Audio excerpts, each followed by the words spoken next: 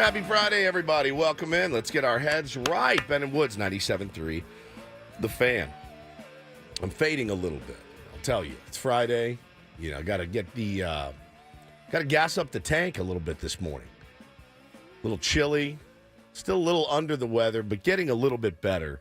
But, hey, man, the weekend is here. We made it. I've had such a fun week in here. Not the most sports-centric week, certainly, but it's the off-season, man. We just like to get loose and have fun, and that's what we've been doing.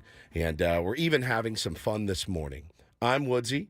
To my right is Paul Ryle, the executive producer. Good morning, Paulie. Hey, how are you? This is the last day. Paulie, we will not see Paulie for weeks. Like, it's going to be a long... Well, we'll see you tomorrow, actually, at the Wishbone Brawl. You almost didn't see me today. Almost didn't see you today. The elevator was out downstairs, and we all had to walk up 6 flights of stairs. It's not the ideal start to a Friday. My legs are still very weak. I was sick. I hit the button, and it did not work on the elevator, and I go,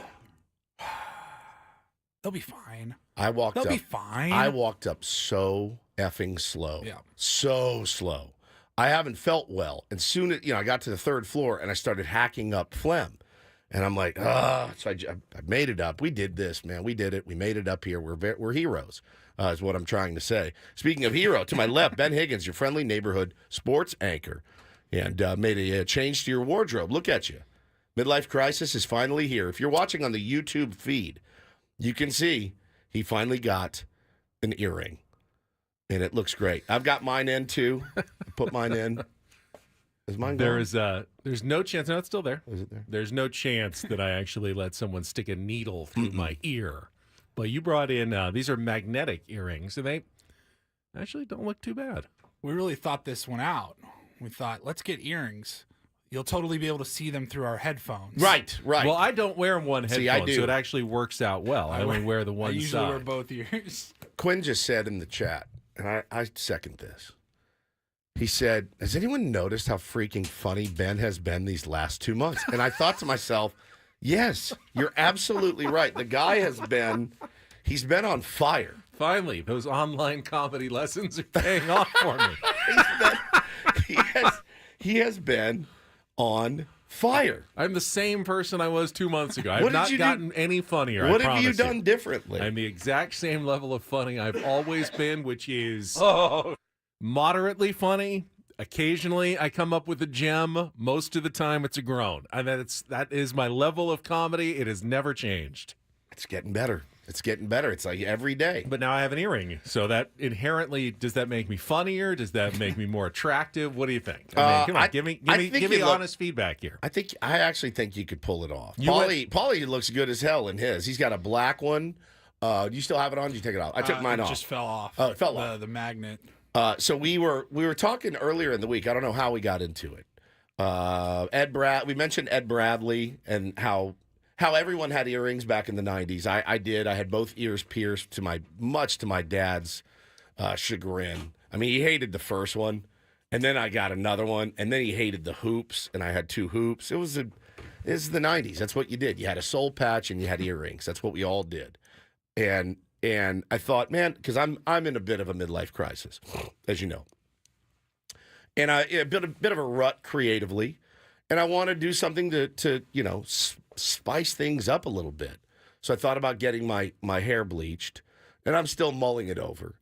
I've got a couple of examples I sent to the girl that cuts my hair. The first one I sent over, she said, absolutely not.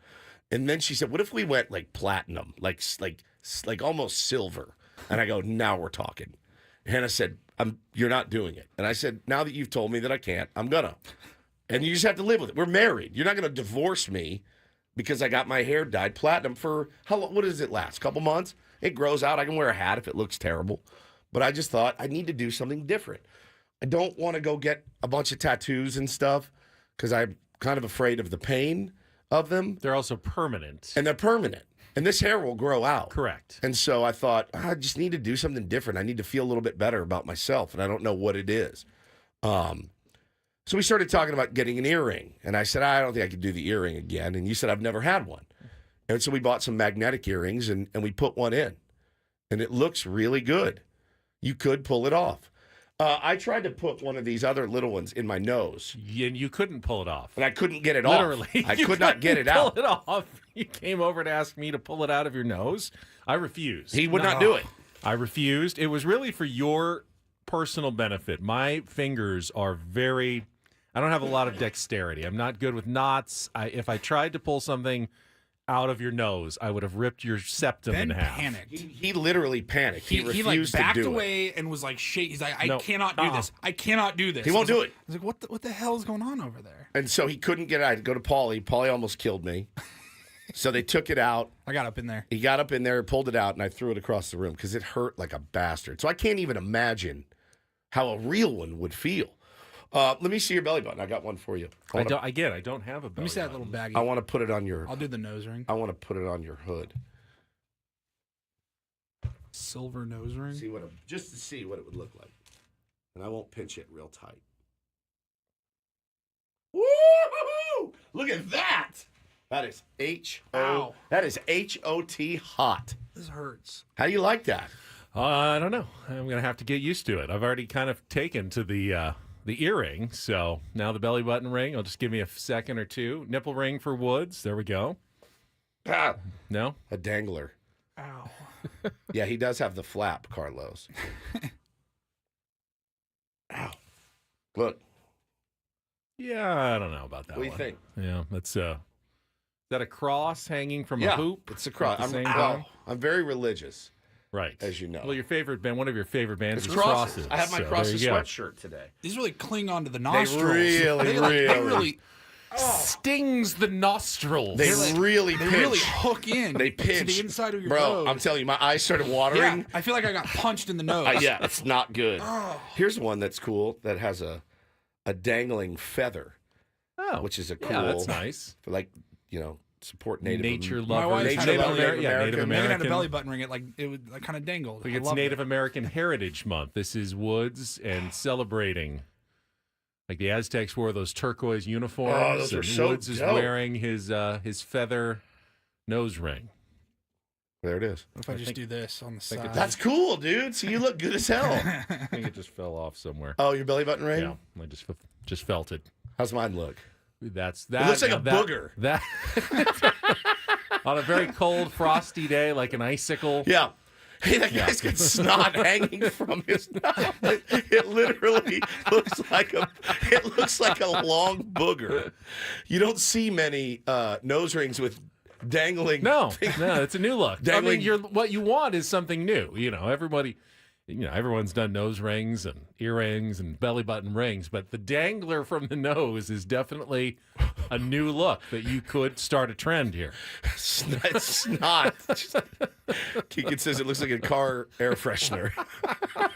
Yeah, just moving back. How distracting would this be if we were talking and I'm looking at you going, you have the worst baseball taste of all time. Just whipping around. Oh, God dang it. I can't get it out.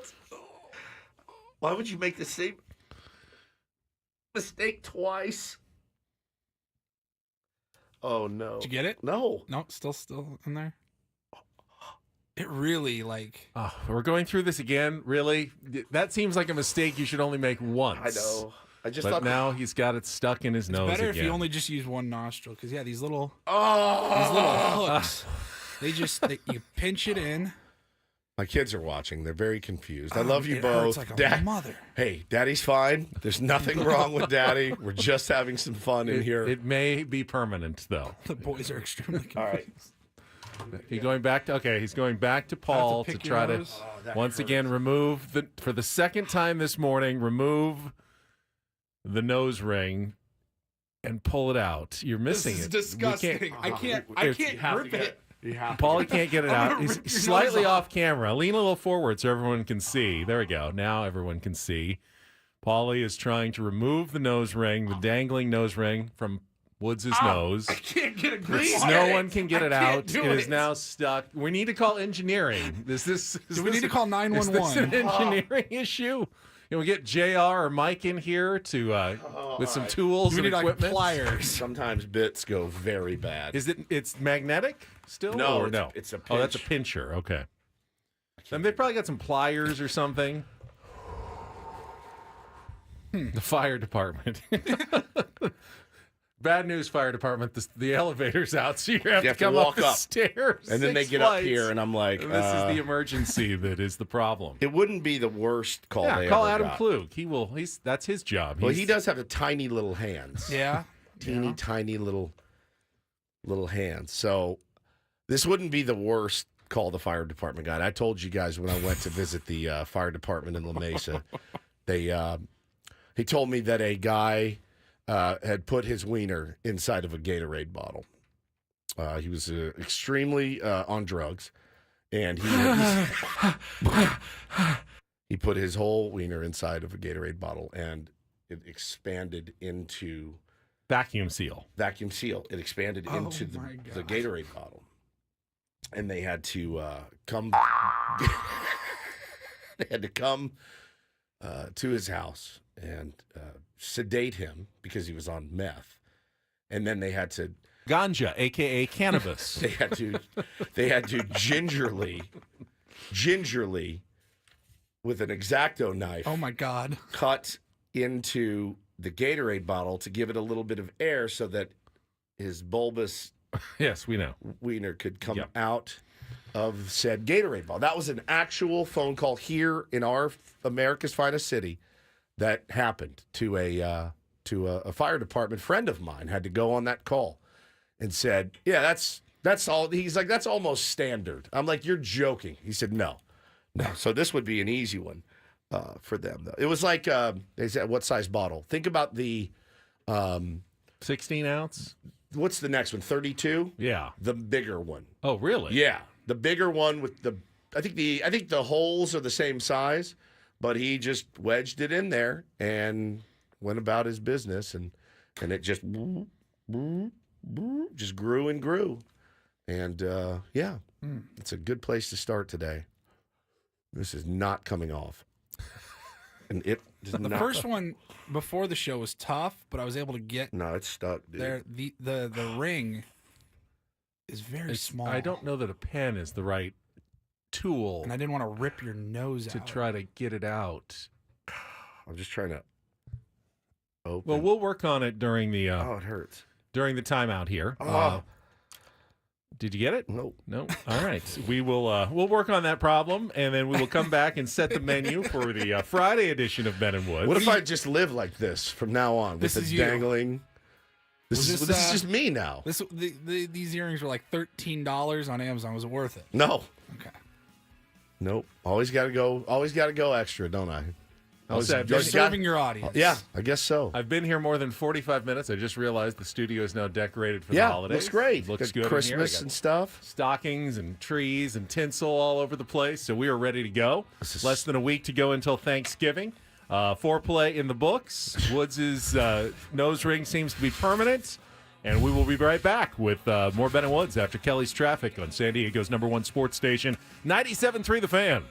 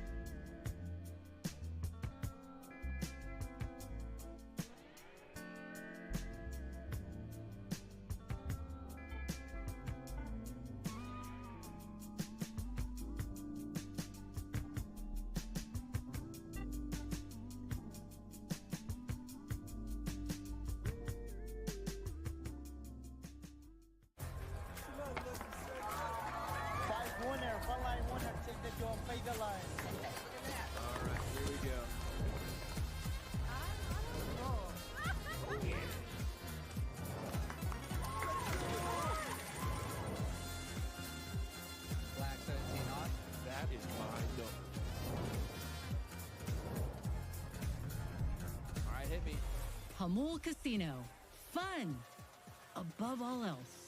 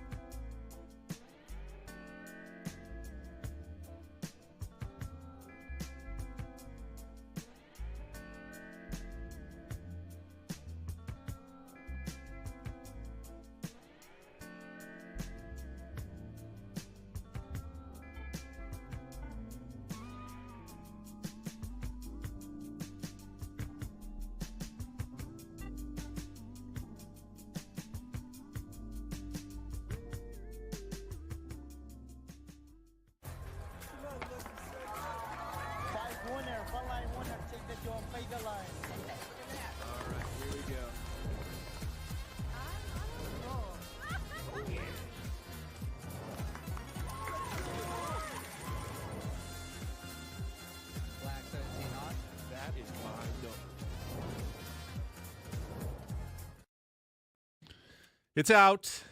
It's out. That was way scarier than it should have been. There is video. It required 2 pairs of pliers, an engineer, and a video crew to document the entire experience. But the nose ring, the dangling nose ring, has been removed from Woods' septum. Is that the septum? Yeah, that scared me to death. I thought it was in. I was like, no, I think it's like joined, and it's in there now. And I could not get it out. I had a paper clip wedged in there, and I was trying to pull one side. So, and then Engineer Mike came and tried to cut it, but he couldn't get enough strength. It was too thick to actually cut with the wire cutters. Things are durable, man. Yeah. And then eventually they decided to take the 2 pairs of pliers and use those to pull it apart. Yeah. And then slide my septum out to create some separation and pull the ring out of Woods' nose. I mean, that it was dude. The actual ring, the circular ring part was too thin. It was hard. You could not get your fingers. Plus, there's snot all over it and stuff. Yeah, it was all you know the slick. saying. There's the saying. You can pick your friends. You can pick your nose. You can't pick your friend's nose. You can't pick your friend's nose. I've now picked Woods' nose. Yeah, that was not cool, man. That was not cool at all. I feel like the engineers are going to want extra pay. Hazard pay. Yeah, I agree. And you know what? They probably Give him a nice deserve it at holiday this bonus. point. I will. I'm gonna give him a nice holiday treat, a Starbucks gift card or something. Well, I just found out that they're not going to be in the building next week. Oh. So if anything goes wrong, luckily it was this week and not next week. We wouldn't have even had anyone to help us. Just me and you in here next week, I bet. Yep, and Italian Paul. Yeah. I wonder if anybody else from the office will be in. I'm guessing no. This will be a ghost town. Yeah. Why are we working again? Just because? Because we like to serve our I audience? told you guys not to. Just for our audience. We're just doing it for you guys. We will be there. In case something big happens. Nothing as big has happened yet for the Padres this offseason. However, we will talk a little baseball coming up, at least some speculation. There was a new piece this morning. Jeff Passan with his thoughts on the players teams should be targeting, including one for the San Diego Padres that you are not a fan of. I absolutely hate this decision by Jeff Passan. I hate it. I think we've done this to death, and we'll talk about that certainly. But We'll talk about that coming up. I don't know if anyone caught the Thursday night football game last night. It's fantastic stuff. We had our member live stream, and then I turned it on right afterwards, and I was going, wait, I remember talking about the weather, and they said it was going to be cold and maybe rainy, but this is blizzard. And there is something about watching a football game in a blizzard that I think everybody pretty much enjoys. You guys follow Pete Prisco on Twitter? You know Pete Prisco? You know what? I used to, but I don't think I have in a long time. What does he say? What does he do? He used to be a writer. Like CBS Yeah, he used to Sports, be a maybe? CBS sports writer. Generally, a pretty good, Pete Prisco, CBS. He's an analyst for CBS Sports HQ. So he tweeted last night, football in conditions sucks. And he got ratioed. Like right now, there's 399 comments, 172 likes. That's the definition of ratio. And I couldn't have disagreed with Pete Prisco more. Now, I'm not saying every game, you need to have a monsoon whipping through there or snow or 80-mile-an-hour winds. And because it really is kind of an anomaly in the NFL. You get some good games. You get some weather games. You're not watching for high-flying offenses in that type of Correct. weather. But I just want to see it. I think the variable is what makes a game on Thursday night between one really bad team and then a pretty decent team. I think that's what makes it watchable in my eyes. Yeah, I don't think it's necessarily for me about the football when it's snowing. I think there's a gut reaction we have as viewers seeing other people suffer for our entertainment. Yeah, like the gladiators. You would have been a great Roman.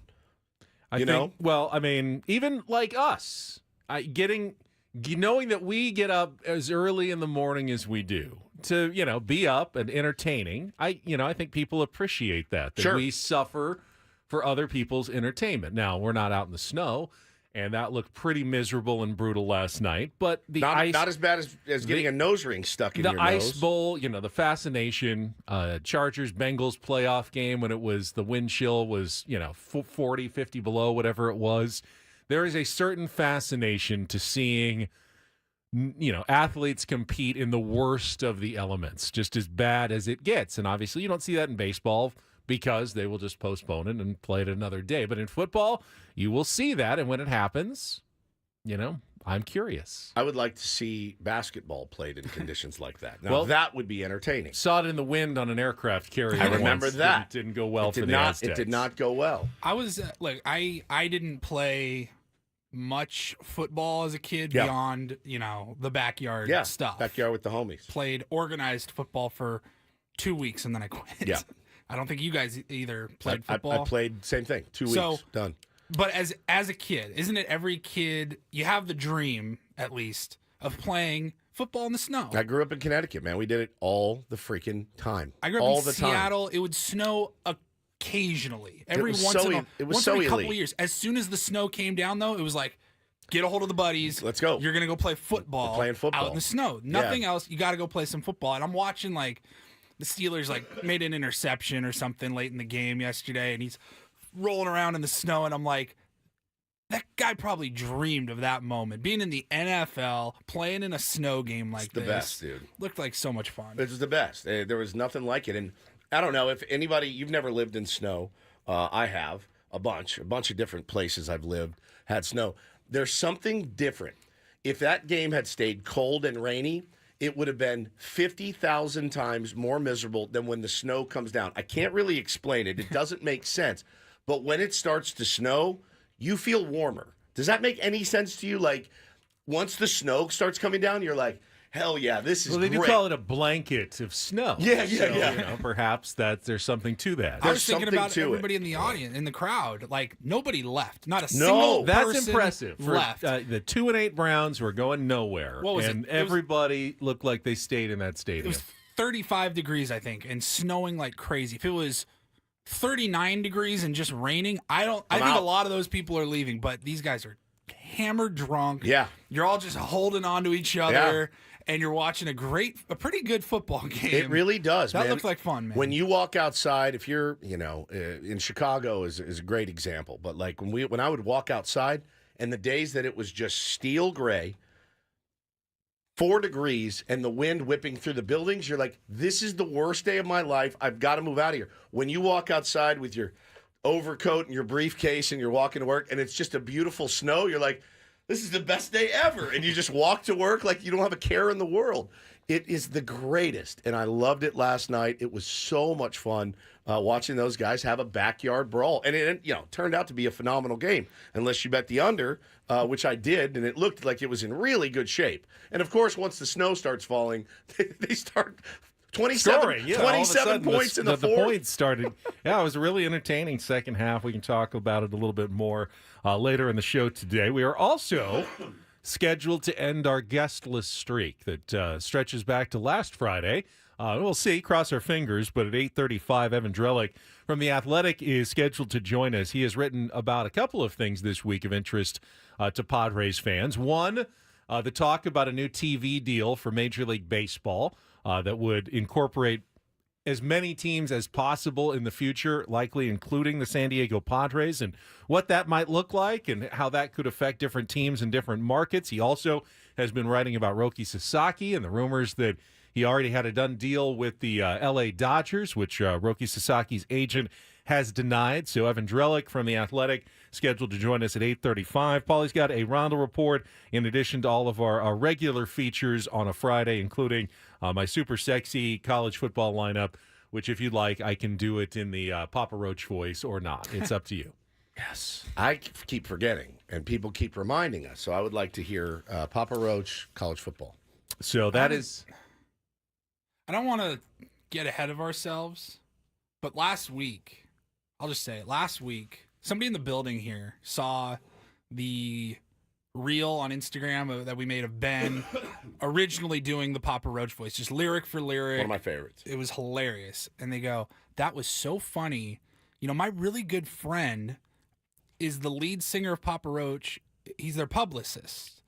Would you like me to send that over to them so that Papa Roach, Jackson, I think is his name, so that he can see this? And I said, absolutely. Isn't it Kobe Shaddix? Jacoby, Jacoby. Jacoby. He's like, she goes, yeah, I'll send it over. I'll make sure he sees that. I'm like, yes, please. And then maybe we can get him on the show. And Ben, who Jacoby is Shaddix. wrapped to Ice Cube, can then sing, I guess. Yeah. Would you do that? If you really like me. You don't really have a choice. If the I'm tier asking ones, you out of if courtesy. the tier ones want it, I mean, I'm wearing an earring. I'm pretty. I think that'd be I'm great pretty content. compliant and malleable. I think you like the earring, though. I do kind of like the It earring. does really look good. I'm not joking when I say it. I'm thinking about just leaving it in. There's really, I mean, why wouldn't I? Can't even feel it anymore. It's like it's just part a part of of you me now. Like yeah. my nose ring was too. At least that's a magnet. If you walked into Channel 10, do you have to work tonight? I do not. I'm not. I don't work until Sunday. Okay, so if you walked in Sunday night with that on, would they bust your balls about I it? don't think so. I don't think they can say anything anymore. I'd like pretty you much. to go in with it in your ear and just see how long it takes before somebody notices. It looks good. It really does look good. And then say, I've had this for months. I've had what are this you talking forever. about? Yeah. Thanks for noticing, jerk. Well, Ed Bradley, man, it looks really good. I'd go a little bit smaller, and I maybe wouldn't go diamond for you. I'd go like maybe more the black one that Paulie had.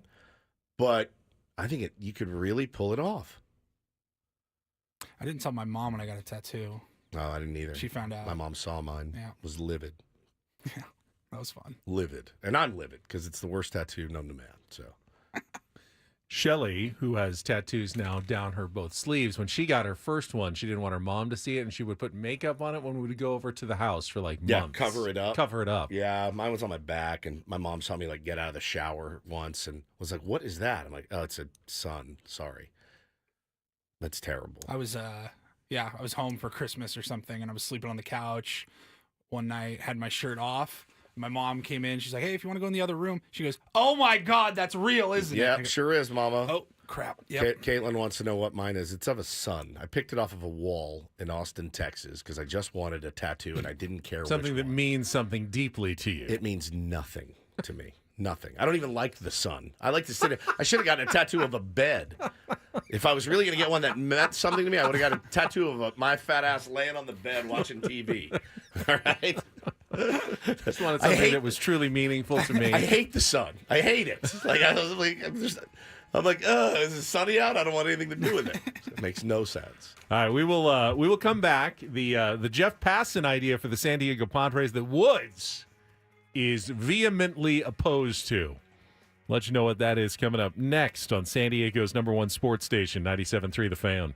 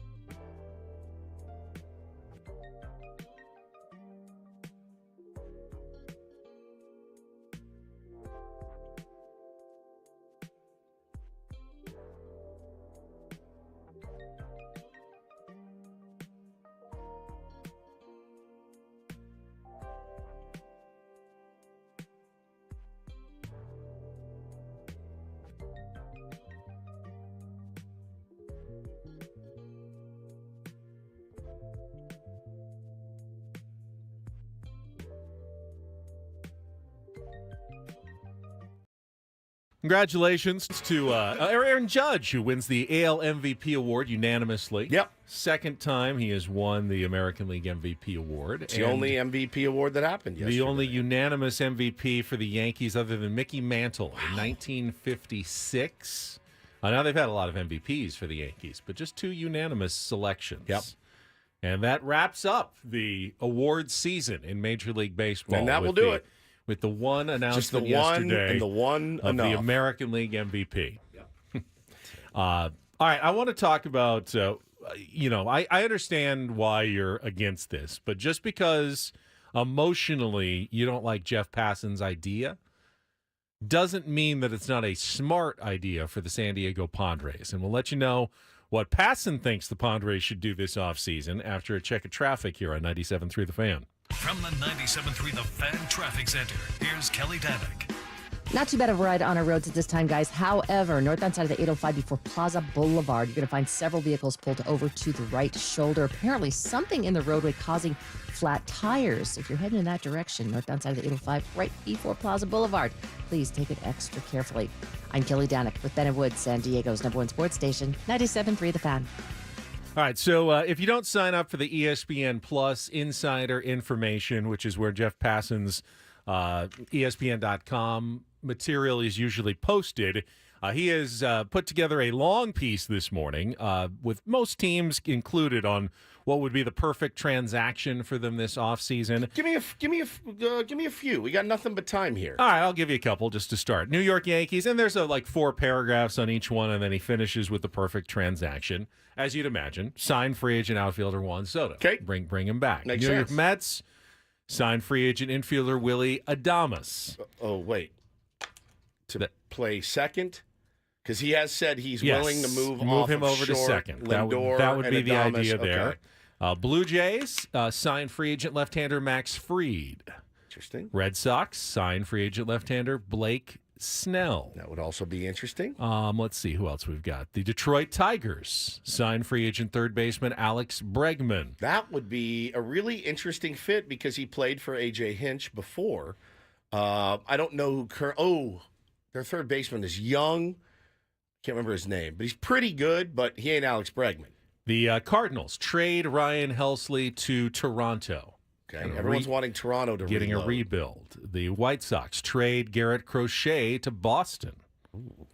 The A's sign free agent left-hander Sean Manaea. Little So homecoming. this is kind of where he's coming from. Well, since I know not everyone subscribes, I'm just going to read the Padres one. Yeah, read This it. is Jeff Passan, but these are the 4 paragraphs. What makes them fascinating? Speaking of teams in the running for Roki Sasaki, the Padres hold an advantage in the form of Yu Darvish, who served as something of a senpai to Sasaki's kohai. Adding Sasaki to a rotation that includes Darvish, Dylan Cease, and Michael King would go a long way as San Diego attempts to dethrone the Dodgers in the NL West. With a payroll around $200 million already, the Padres won't have much room to add to a roster that is already deep in talent, with Jackson Merrill, Fernando Tatis Jr., Manny Machado, Luis Arraez, and Xander Bogaerts anchoring the lineup, and Robert Suarez, Jason Adam, Adrian Morejon, and Jeremiah Estrada forming perhaps the game's nastiest bullpen quartet. They're also deep in tough-to-move contracts, which boxes them in when exceeding the CBT threshold is probably not in the cards. San Diego's system is far from barren, but its best prospects are very young, and the uncertainty of teenage prospects means the Padres would need to mortgage the farm to land Chicago White Sox ace Garrett Crochet or any other top-shelf starters who hit the trade market. Wraps up here. Getting Sasaki would alleviate a potential salary crunch, but if that doesn't happen, and if they can't line up on a big-name trade, there are enough options in free agency to fill out the rotation properly. One of them, in fact, would need to trek only 120 miles down the 5. The perfect transaction, sign free agent right-hander Walker Buehler, says Jeff Passan of ESPN.com. Pass. Wait. Hard pass. Hard pass. Passing. He's a Dodger. He wants to be a Dodger. He'll probably take less money to be a Dodger. I just saw some clips of him on the Mookie Betts podcast. You know, look, they got a few guys in that position, Ben, where, and maybe it's the afterglow of winning the World Series. I'm sure it is. But, right after the World Series ends, Teoscar Hernandez is like, I want to be a Dodger for the rest of my life, right? Now you're hearing, these entertaining offers from the Red Sox and other teams are interested. And, you can't, just because he wants to be a Dodger or Walker Buehler wants to be a Dodger doesn't mean they will be, right? The Dodgers are pretty savvy with the moves that they make. Do they feel like tendering a contract to a 30-year-old? Look, he pitched well in the playoffs, but what does he have left in the tank? You know what I mean? Like, was not good last year until a 2-week stretch in October, and he bailed him out and got the save in the World Series game, and that's a great moment for him.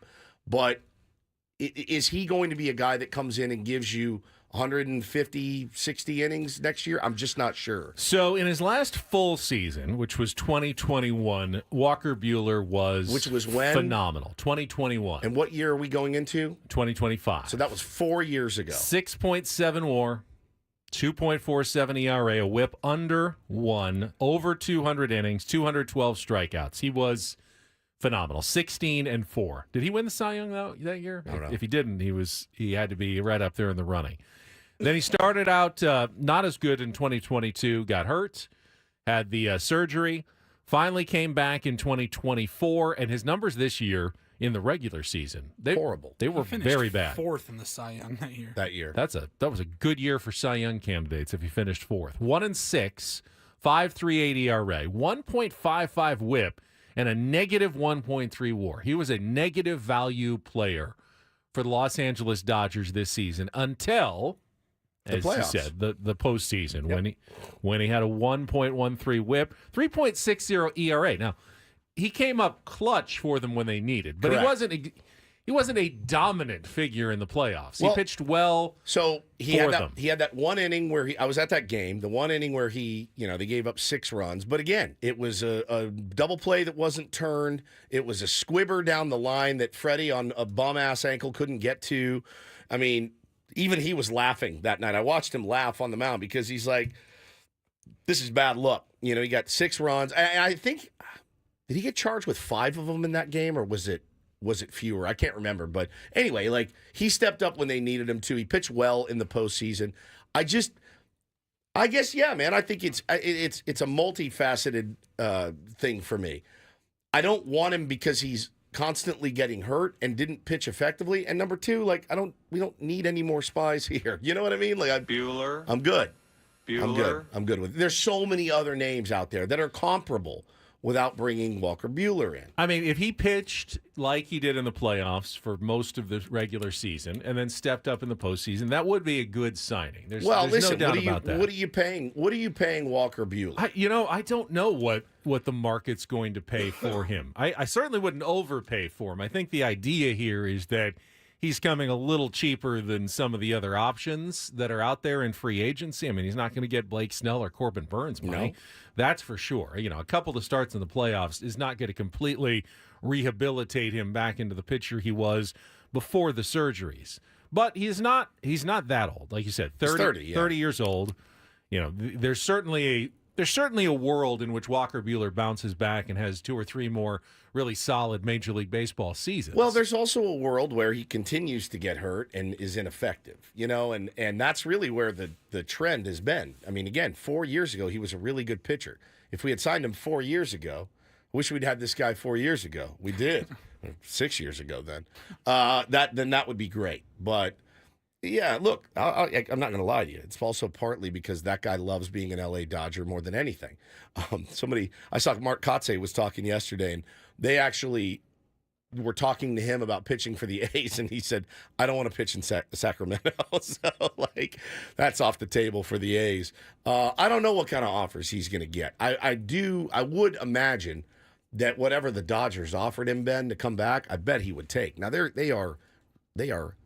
have so many starting pitchers, but we saw how that worked out this year. Well, if I'm Walker Buehler, I worry that I don't even get to pitch for the Dodgers. I could sign with the Dodgers, and but if they play. end up getting Sasaki and signing another premium free agent like Burns or Snell, and they get Dustin May back and they get Tony Gonsolin back, I mean, Walker Buehler could easily not even make the team, honestly. He could be a roster crunch guy at the end of spring training who gets cut. I don't see why the Dodgers would invest anything of significance in Walker Buehler. Hey, you want to come in on a minor league invitation? We're happy to have you.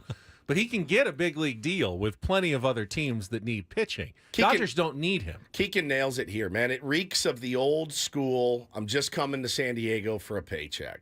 Nice weather, stay in Southern California. Another year or two in the sun. I don't know about that. I think Walker Buehler is competitive enough that he would take the challenge of then having to dethrone the Dodgers seriously. Would he? I think he would. Like Matt Beatty did. I don't think Matt Beatty came with the same reputation as Walker Buehler. Fine. I'm good. I will. There's other guys. I will also push back a little bit on one other line that was in there when Jeff Passan wrote, the Padres are deep and tough to move contracts, which boxes them in when exceeding the CBT threshold is probably not in the cards. I think it absolutely is. I think at the very least, it's certainly possible to exceed it for one more year, Correct. 1 year here. It's You've almost reset the penalties. Imperative. It's very hard. It will be very hard to put together an improved team or even the same team without exceeding the threshold. Impossible. I can understand if they want to have a plan where, all right, we can exceed the threshold this year, but we have to have like an idea of how we get back under it in 2026. We don't want the multiple escalating penalties again, but kind of do that alternating. Maybe, we exceed it 1 year, we come back. Yeah. Next year, Eric Hosmer's money comes off the books. There could be ways to, you might not re-sign Dylan Cease. Other guys are going to become more expensive, but there might be ways to, work under the CBT cap in 2026. It's going to be exceedingly difficult to do it here, I think, in 2025. And continue to sell that we're trying to move forward and not taking a step back. You did it last year. You did an amazing job last year of cutting payroll, getting under the CBT, and improving your team at the same time. Couldn't have done better. To ask A.J. Preller to then do that again, which is essentially what he'd have to do. He won't have to cut $90 million, but you'd have to be very frugal this offseason to stay under the CBT. You're asking too much of a general manager. There's no general manager who can continually work with that kind of handcuff and say, and we're also going to try to win a World Series. Yeah, correct. They can say it, but it it's not true. The GM of the Rockies is going to say, our goal is to compete for a World Series, but it's not true. Again, you don't have to, blow past it like the Mets or the Dodgers. You can keep yourself in range where next year, or even if things don't go well in the first few months, you make a couple of trades, you can get back under it. They don't calculate it until the end of the year. So you can keep your options open, but I hope there's not like a firm directive that you have to stay under the CBT or else. If there's a chance to win a World Series, you need to authorize, hey, what if they are under the CBT, but they're tied with the Dodgers at the trade deadline and a couple guys come up available in trades, but you need to add some money. You don't want to lock yourself into that. I'd like to think that there's at least the possibility of dipping into that CVT again this year now that you've reset your penalty. Mr. Stretch says, another Matt Kemp pass. I agree. Matt Kemp, the longing to be a Dodger was so great for that guy, and I just get the same sense from Walker Buehler. It's not a sense, actually. It's what he has said. That guy would do anything to stay on that team. They've got him they got him right now. If they want Walker Buehler, they can have him. They're just not going to overpay for him. So if it's money he craves, he can probably get it somewhere else. I've seen Atlanta being mentioned as a great fit for him. He's from out in that area. I think he went to Vanderbilt, so he's into the. I just think if it's playing time he craves. Well, he can get it in Atlanta. He won't get it with the Dodgers necessarily. Maybe not. Maybe not. It just depends on who comes back. And who comes back for them and who's ready to go. We're all assuming right now, because remember, Shohei just had surgery. So he talked yesterday about recovering and recuperating. Bro, you're going to have to go kid gloves with him for sure. Yamamoto they're going to have to do a six-day rotation. Dustin may be back. They have a ton of guys. Maybe he slots in as their 5, but I'm not sure. I would like to pass on him. Just kind of one of those off-season ideas that gets thrown out there. We will come back, play some Take on Woods, Friday edition, Thursday Night Football in the snow. Much more coming up here on San Diego's #1 sports station, 97.3 The Fan.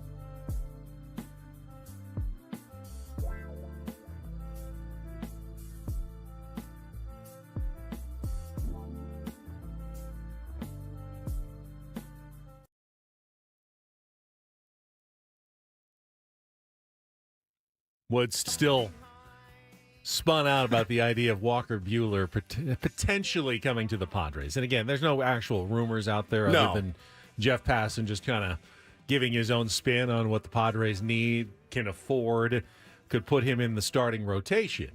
But you just insist that a guy coming from the Dodgers is not the way to go for the San Diego Padres. Well, I mean, the World Series champion Dodgers. You know, it's different, right? If things were dicey, I mean, the grass is so green there right now. You know, I mean, you're on a high. Why doesn't it work the other way? I mean, you know, guys have gone from the Dodgers to the Padres, succeeded to at least a certain extent. Who? What do you mean? I don't know. The Dodgers to the Padres? Trace Thompson. Oh, you mean Padres to the Padres Dodgers? to the Dodgers, yeah. Manny Machado went from the Dodgers to the Padres. Thompson. That's true. He did go from the Dodgers to the Padres. There like 3 weeks. Yeah. Cup of coffee. Brent Honeywell was part of their World Series run. He was, but he had a stop in between. But I don't know. I guess they haven't signed any big-time free agent. Well, Kevin Brown. Yeah. That was a long time ago. Long time ago. And he wasn't that successful with the Dodgers. Different regime. But that was definitely a high-profile example of someone going Padres to Dodgers for big money. Yeah. I don't know. People think you're trying to tweak me right now by mentioning Walker Buehler. Do you get the sense if he came here, he would be bitter? And let's ask a question. Human nature. Let me ask you a question. Put yourself in his tight pants and shoes. Would you be bitter? Because I will raise my hand and admit fully I would be bitter as hell. It's different, though. Someone brought up Matt Kemp, and that did not work out well for the Padres, and there was clearly I'm going to a lesser franchise element to it. But that was a different Padres team. And it was a trade. That was 2015. Hadn't built up what has been built up here. I don't think any baseball... I thought they signed him. That was a trade, It was a trade. Yeah, it was a trade.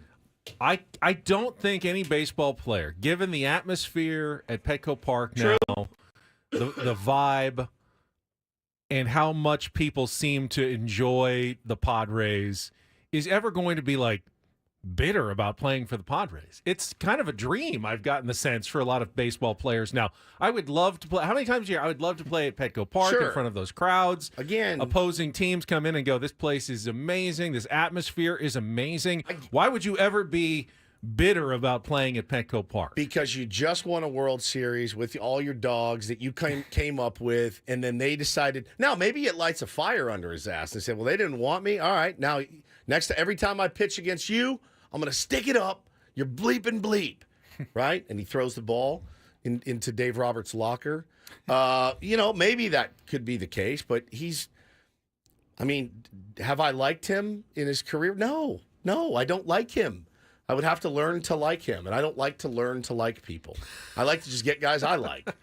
When I grew up a Yankee fan, every year was, we got Wade Boggs. Oh, look who's here. Johnny Damon. Oh, Jacoby Ellsbury's here. We're going to give him $700 million. Did you like Wade Boggs before they No, got him? I hated him. Okay, that's what I was He was thinking. a Red Sox third baseman.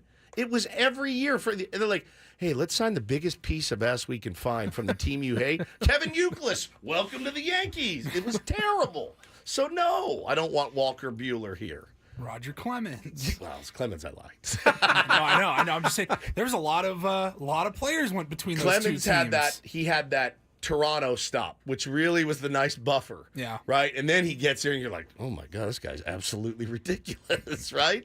But there was all these guys that I loathed Johnny Damon. Loathed him. Next year, you see him and his noodle arm out in center. Then Ellsbury, who was horrible. You thought Hosmer's contract was bad? The Yankees did that a lot. They did. They It was really a ton. did that a lot. I hated it, bro. I hated every single.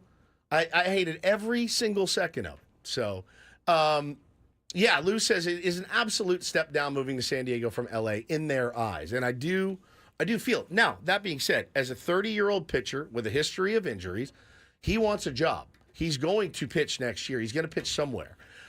I bet you he'd take $3 million less to pitch in LA. I just have that feeling based on what he said on Mookie's podcast. Oh, I don't doubt that he'd take less to pitch in LA.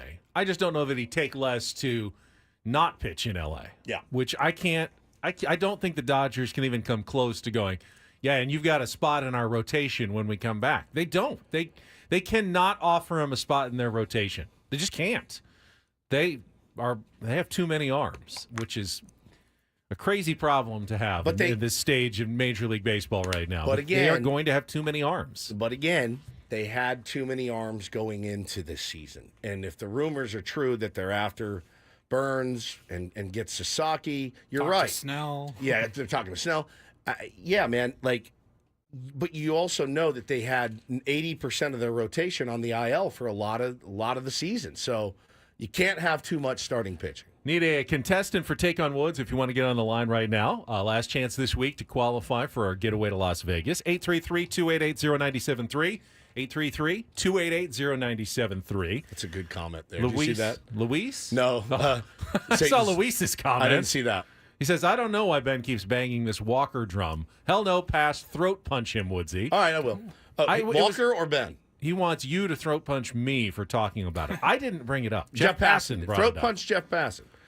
Satan's Blowfish says, look, it's like going from working at Apple to a regional bank. Still a great job. Most people covet, but it can't compete with the amenities and support. Yeah, man. Look, again, raise your hand. This is not going to the A's or the Rays. No, it's going to the not. Padres. But it is a far cry from that now. You just won. And I think this place is great, and I would love to play here.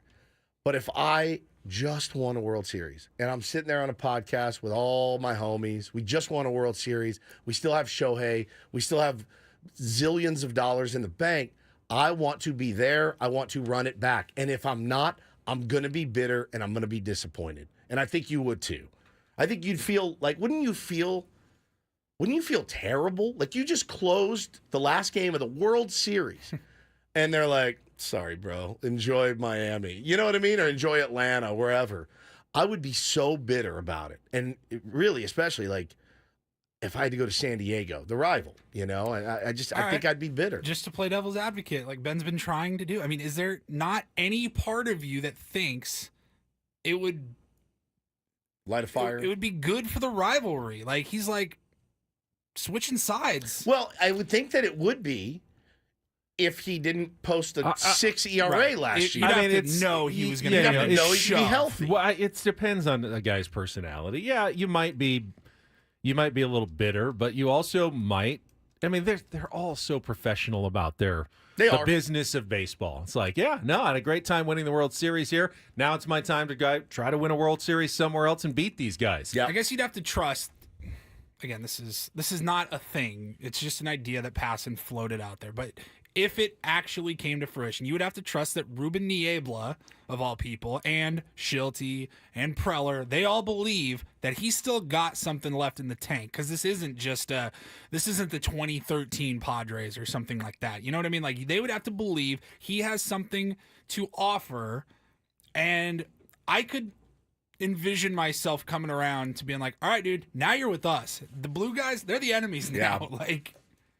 Yeah, I don't know, man. There's other guys I would rather have before. Now, listen, would I learn to love Walker Buehler if he went out and got big outs for us next year? And honestly, I mean, they call him Big Game Walker, Big Game Buehler in the playoffs because in the postseason, he is a stud. Would I learn to love him? Yeah, I always do. I'd come around on it. And I would tell him if we interviewed him at spring training, I didn't want you here. This is weird for me. Can you assure our audience right now that you are not a spy, in fact? You're not working for the man up there. Like Dominic says, Max I see Muncy could never wear Padres brown. I quit. Yeah, I can. That's probably that one. I couldn't. A bridge too far to cross. I couldn't do it. Yeah, Satan's Blowfish. Dominic says I can see him moping around like Kemp, and then Satan says, or vague comparisons to how it's just not as good here. Yes, I don't want that. That's going to infuriate me. Absolutely infuriating. Again, this is not 2015. This is not Matt Kemp. This is 2025. A decade later, the Padres are a completely different franchise. I get it. Than they were a decade ago. They are. They with no question. It's night and day. Night and day. And the Dodgers have done nothing but applaud and laud the fan base, the atmosphere, the quality of the team. I get it. But I get the sense, man, he of all guys would be the one to come here and be like, I don't like it. He'd be like me, pissing and moaning all the time. I could see Kershaw being more that way. Oh, it'd be terrible, bro. I could see Joe Kelly being that way. Yeah, Kershaw. I don't think he'd be good anywhere else. No, he's a Dodger. But Bueller, I could see it. I could see it. Isn't it funny that they're going to look to bring Kershaw back, for sure. And I don't think he's going to slot into a rotation anytime soon. That's like a courtesy. We're going to bring you back as a courtesy. You want to throw one more year, we'll bring you back. Correct. Adam's in the chat. He says he'd say, "Well, this is how we did it in LA about everything." I guess I'm just playing the devil's advocate here. I guess Is maybe that that's the a good worst thing? I know. I guess maybe it's a good thing. I don't know. It's not like he's like, "Hey, this is how we do things in Colorado." Yeah. Nobody wants to copy the Rockies or the A's. You know what I mean? But Yeah. if you're gonna say this is how we do it in blank, it might as well be the flagship of the Major League Baseball. Hey, You know listen what I up, mean? cuz. Hey, you ain't in Dodger Blue no more. All right, What's up, my cuz? dudes? How you Hey, doing? I'm good. Listen, hey, how we do it here? I don't know. It seems like a headache. Like it or not, they're the gold standard right now of baseball. 100%. The gold standard of musical trivia challenges. Right here. Woodsy right here. It is time to play. Take on Woods.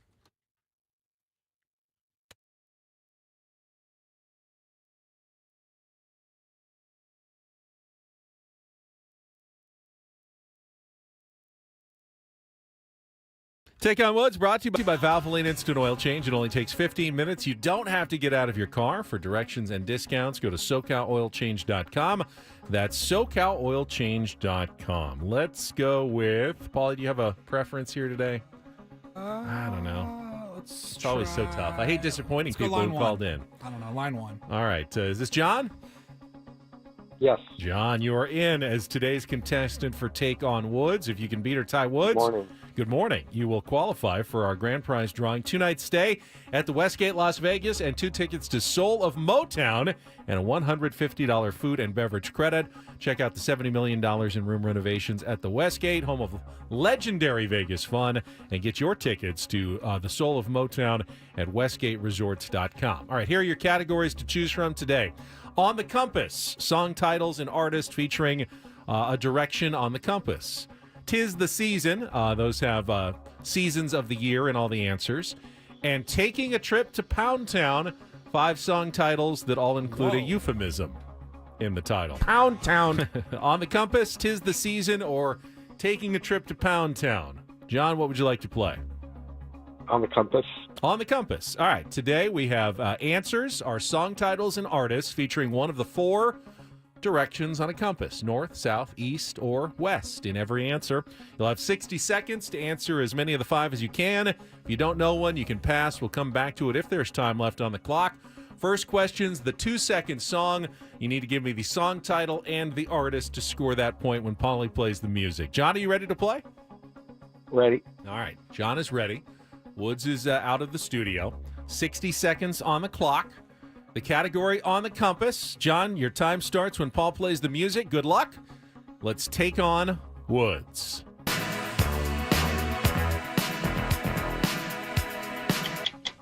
West End Boys, Pet Shop Boys. West End Girls, Pet Shop West End Boys. Girls. Let's go. I know what you meant. Which 1977 truck driving anthem by Jerry Reed shares a name with a comedy TV series starring Danny McBride? Pass. Slow Jams and Gold Digger were 2 early hits for which controversial hip-hop artist producer? Pass. Also known as Crux. Kanye West. Kanye West, correct. Also known as Crux, which constellation seen below the equator is the title of a 1982 song by Crosby, Stills, and Southern Nash. Cross. Correct. Which Scottish singer and actress is known for hits including Morning Train and the James Bond movie theme for Your Whitney Eyes? Houston. Correct. Let's go back to which 1977 truck driving anthem by Jerry Reed shares a name with a comedy TV series starring Danny McBride? All right, you got Found it 4. down. You got too Oh, late. Too late. got I already it. gave you the West End Boys versus Girls. Now, so. here's the thing. Woods will 1,000,000% He'll get that one get for sure. Eastbound and Down. He'll get West End Girls. He'll get Kanye, I believe. The last 2, I don't know though. So 4 gonna be a could toss-up. win, 4 could lose, 4 could tie. I don't know today. Come on. Still recovering from the nose ring incident out there. I think John's score is locked in. We were just trying to get your attention. You were reading something on your phone. Yeah. All right, 60 seconds on the clock. Woods doesn't get the category. Time begins when Paul plays the music. Good luck. Let's take on John. Pet Shop Boys, West End Girls. Correct. Which 1977 truck driving anthem by Jerry Reed shares a name with a comedy TV series? Eastbound and Down. Correct. Slow Jams and Gold Digger were two early hits for which controversial hip-hop artist? Kanye West. Correct. Also known as Crux, which constellation seen below the equator is the title of a 1982 song by Crosby, Stills, and Nash? Southern Cross? Correct. Which Scottish singer and actress is known for hits including Morning Train and the James Bond movie theme for Your Eyes Only? For your eyes only. You know the song. Only for you. Do you know the category? Do you know the artist? No. Kim Carnes. Ooh, good guess. Doesn't fit in the category, though. So we got a tie, 4-4. Oh. John, you qualify. Damn, John, nice work, man. That's not easy. West End Girls, Eastbound and Down, Kanye West, Southern Cross, and Sheena Easton. Sheena Easton. Yeah. You're very clever. You are a clever... On the It's that- compass category. On the compass. That earring has made you're really like a new personality in here. All right, John, stay on the line. Paulie will get your information. You are in for the drawing for our grand prize trip to the Westgate, Las Vegas. Congratulations. All right, since we didn't get to the football talk in this last segment, I will save it for Don't Do This. We had a sore loser last What the hell night. happened? What was he They doing? They cut to the camera cut to him for like 2 seconds and then they panned away. I mean, he gave up on the last play of the game. Very odd. Sore loser comments at their finest. Coming up next on San Diego's #1 sports station after traffic here on 97.3 The Fan.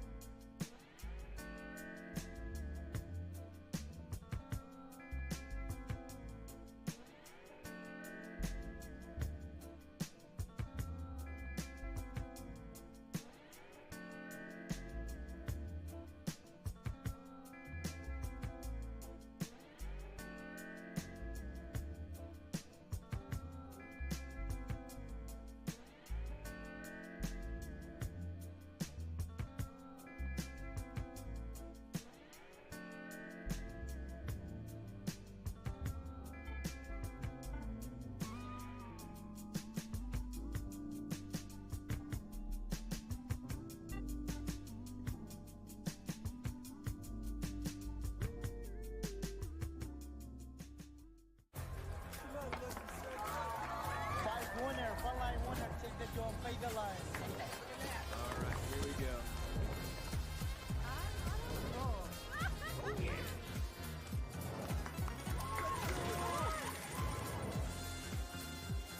Black 17 on. That is my number. All right, hit me. Hamul Casino. Fun above all else.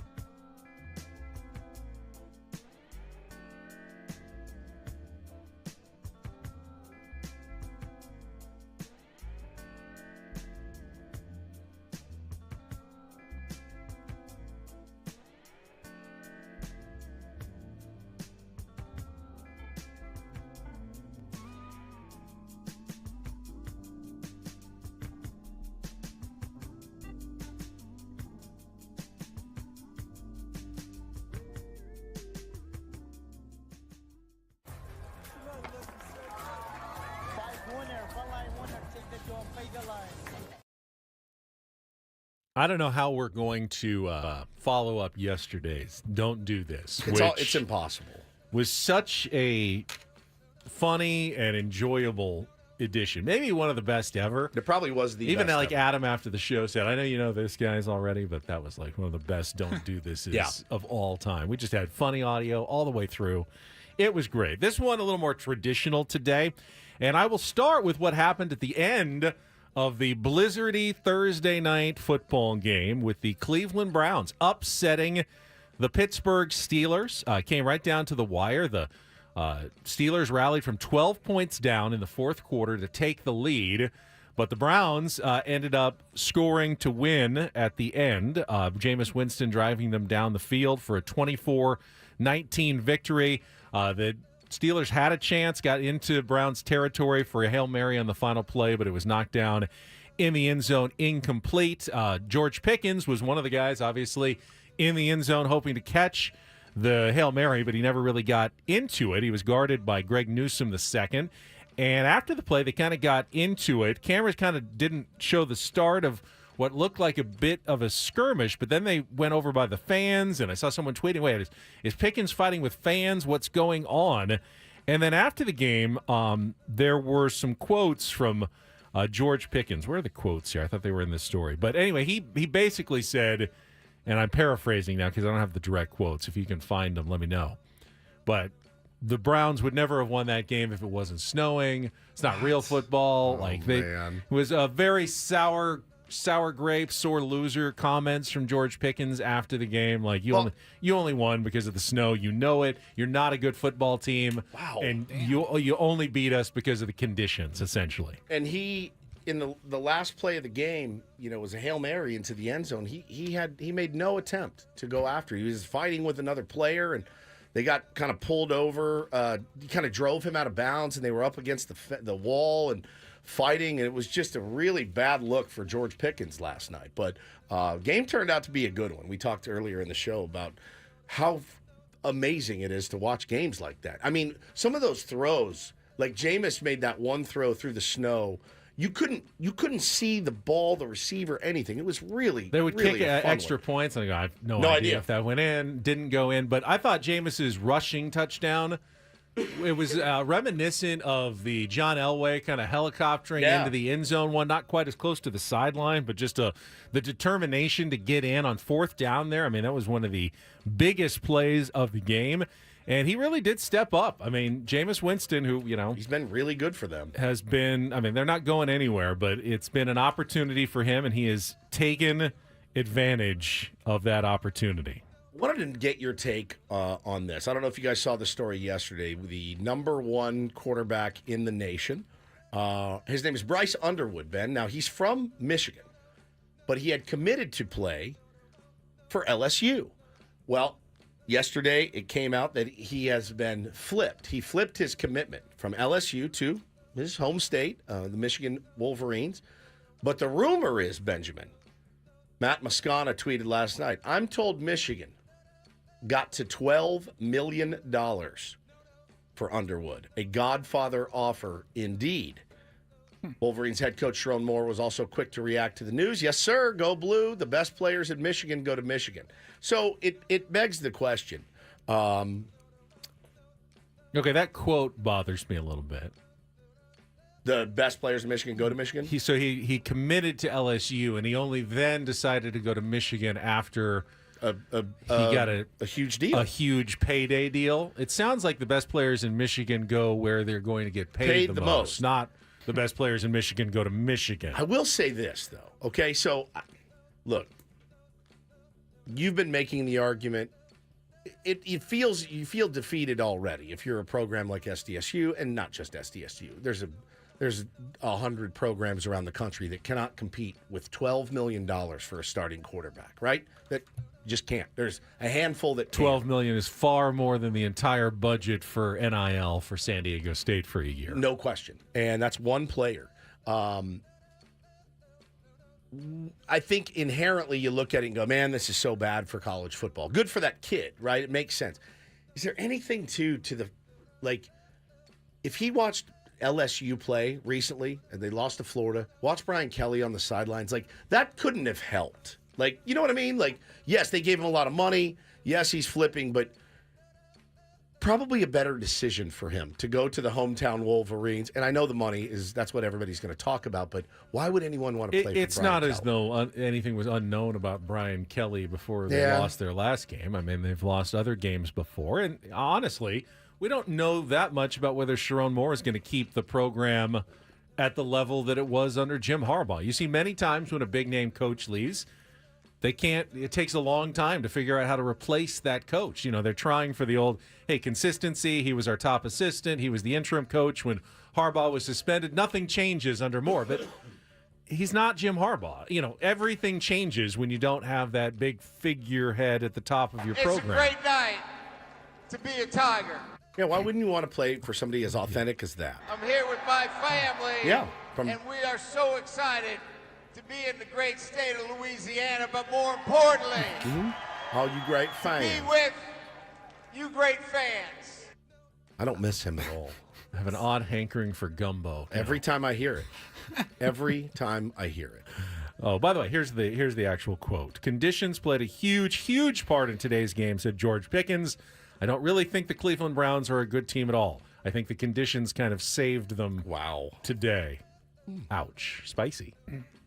All right, Paulie wants to take the do this story for us. DD Mega Doo-Doo. Yeah, it's not for me though. I wanted to nominate our old pal Woods for a do this. Look at me. He told us a story earlier this morning off the air, and I thought, man, that is awesome. But you're not going to pat yourself on the back. No. So I will pat Thank you. metaphorically from a distance here. I've already been inside of your nose. You have. But I will pat your back today. That was your don't do this today. Yes. Is your nose ring getting stuck. I don't want to tell the story though. Do you mind telling the story and sharing what happened or what you did? No, I was really.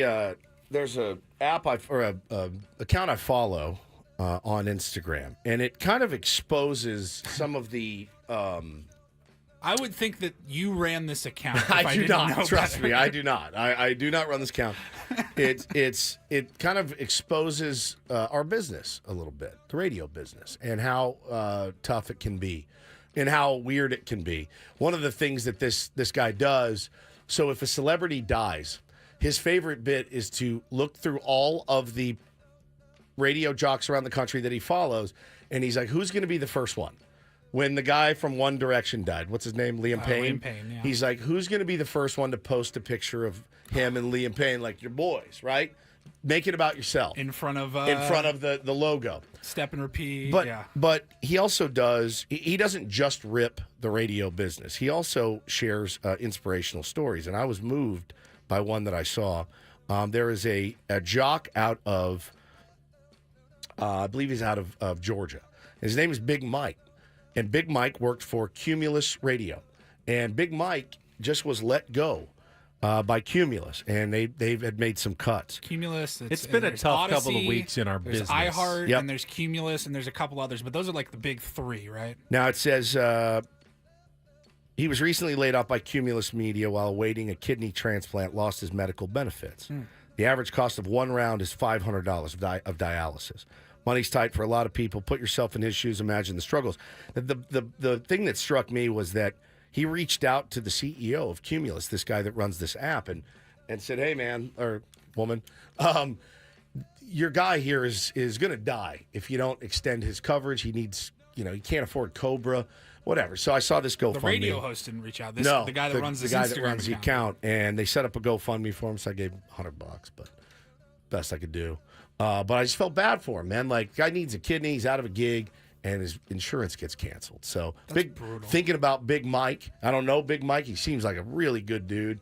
Really, really nice guy. He's very appreciative of everybody donating. I think they're up to over $10,000 right now, which is awesome. Just seems like, again, a really, really good dude. And our business can be so brutal at times. We've been extremely fortunate. In our success here. So just wanted to give back to Big Mike, and maybe if we can find his GoFundMe, we can post it. But really moving story, and Christmas is right around the corner, dude. This guy's got to get dialysis. It's bummed me out. And that's don't and do this for a Friday. Good on you, Wood. That was you, buddy. Don't Do This with Ben and Woods on 97.3 The Fan. Question for you guys. Would you ever consider donating an organ? That's a great question. Let me think about it. Yeah. We'll come back to it. Come back. It's easy. Cap. Is it something that you can do? Save a life? Give up a kidney, or think you can donate other parts of other organs, and not like organ donor card, but Right, like when you living die.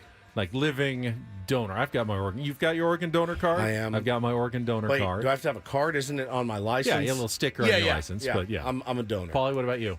Absolutely. Okay, well, all three of us are. But I'm talking about the old living transplant thing. Would you ever consider that? We'll get to that. We got some more baseball news as well. A possible trade scenario that people were bringing up involving the Padres. Coming up next on 97.3 The Fan.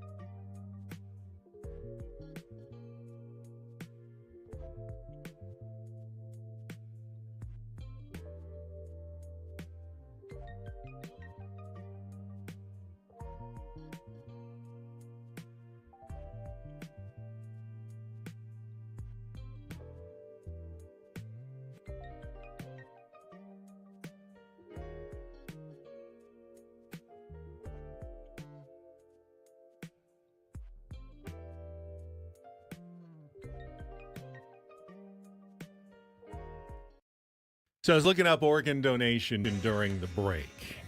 We were just Normal talking activity about that for a Friday. do this, and I'm just curious about whether either of you guys would ever consider donating an organ. And I think it makes, obviously, a difference. You can direct your organ donation. So if you have a loved one, obviously, that needs an organ and you're compatible, that would make a difference, obviously. You know, if it's between life and death or quality of life and you can help someone, you know, generally they say it's pretty safe. You can donate one of your 2 kidneys. Okay.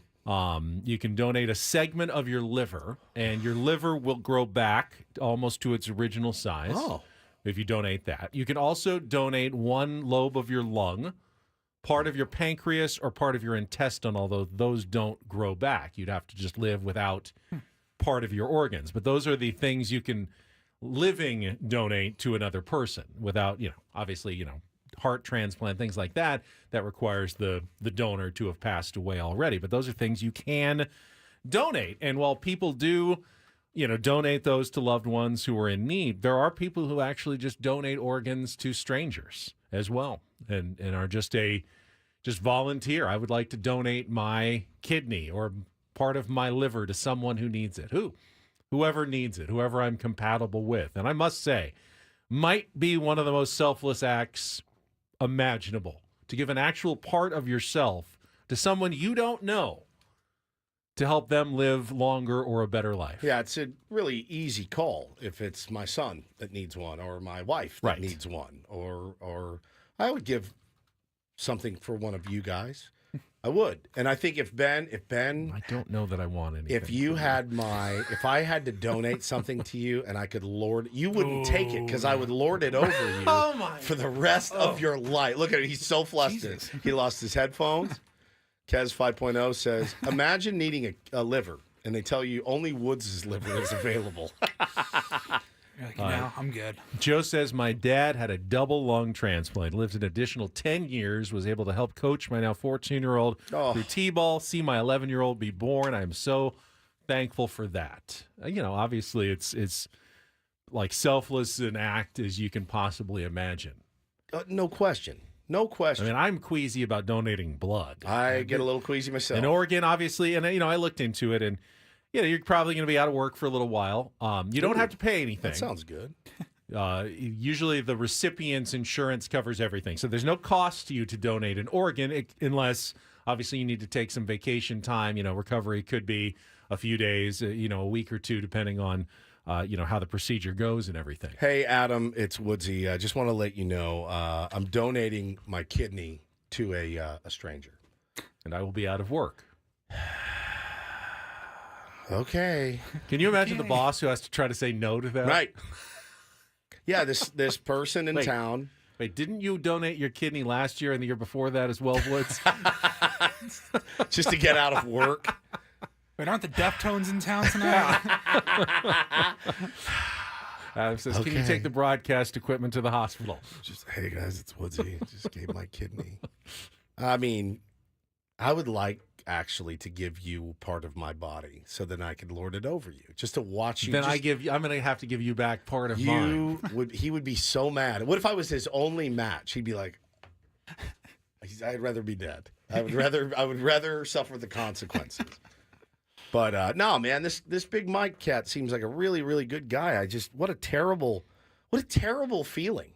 You know, that you're on dialysis, you've got your insurance, and then your company says, hey, we're replacing you with AI or something, you know, and now you're out there and you gotta go to the GoFundMe to pay for your stuff. And, you know, you wonder, like, this GoFundMe can get him through a certain time, but what happens when that's over? You know, we gotta find some solutions here. And I was thinking about it the other day. Our business is one where, you know, when you're done, you're kind of done. There's no pension, there's no union or anything like that. Like, you better be smart about your money if you have the chance to make any real money in this business. You know, it's one of those gigs where, yeah, it's a real cool gig, but once it's over, it's over. Like, you're done. You're walking away, and, you know, sure, we have 401k and stuff like that, but, you know, you're done for. So I have great respect for anybody that does this job and gets laid off like that, man. And even more respect for anyone who's willing to donate an organ to someone else. I would take some of your calves. I could use some of your calves. He's got enough you to got spare. you could feed a country with your calves and still have pretty good calves. That's true. You know? Calves to spare. You calves do. for days. and then you can wear normal pants. Then you can wear normal pants. true. Yeah. I would do it. Look. With great calves comes great responsibility. It's true. I don't think I could do it for a stranger. Do it just to do it. Just to do it. What's the other thing that people when they have to get a spinal tap? You donate blood marrow, bone marrow. Bone marrow. I just got a text from someone who actually we know that has donated both his kidney and bone marrow and saved 2 lives. Randoms? I'm not sure if it's randoms or someone that they know.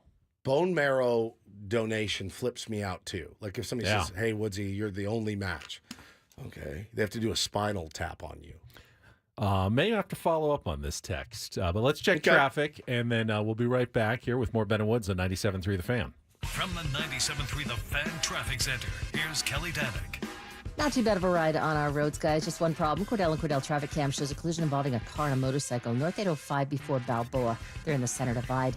I'm Kelly Danick with Ben and Woods, San Diego's #1 sports station, 97.3 The Fan.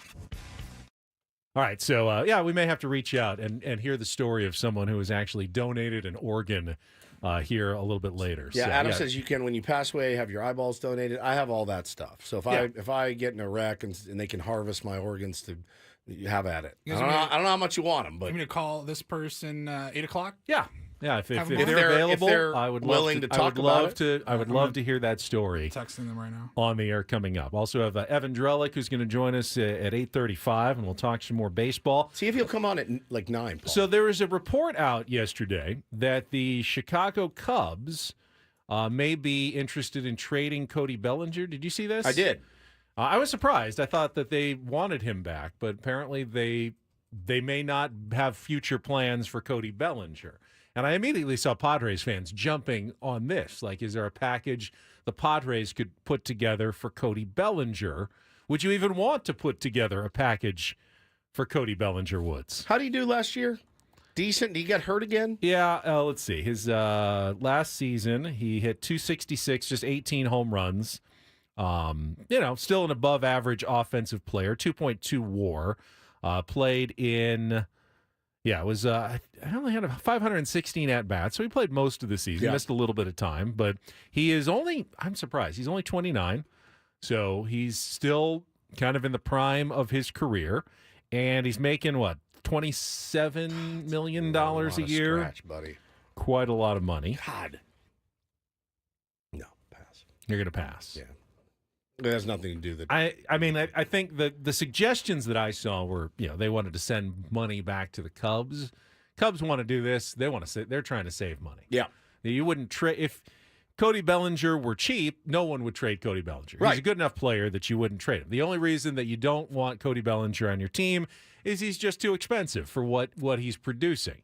The last thing the Padres need is another player who's more expensive than what they're producing. No doubt, man. We've got plenty of them. And that's I'm not knocking Cody Bellinger. He's at the point in his career, MVP, he's a good player, but he's not producing what he's getting paid.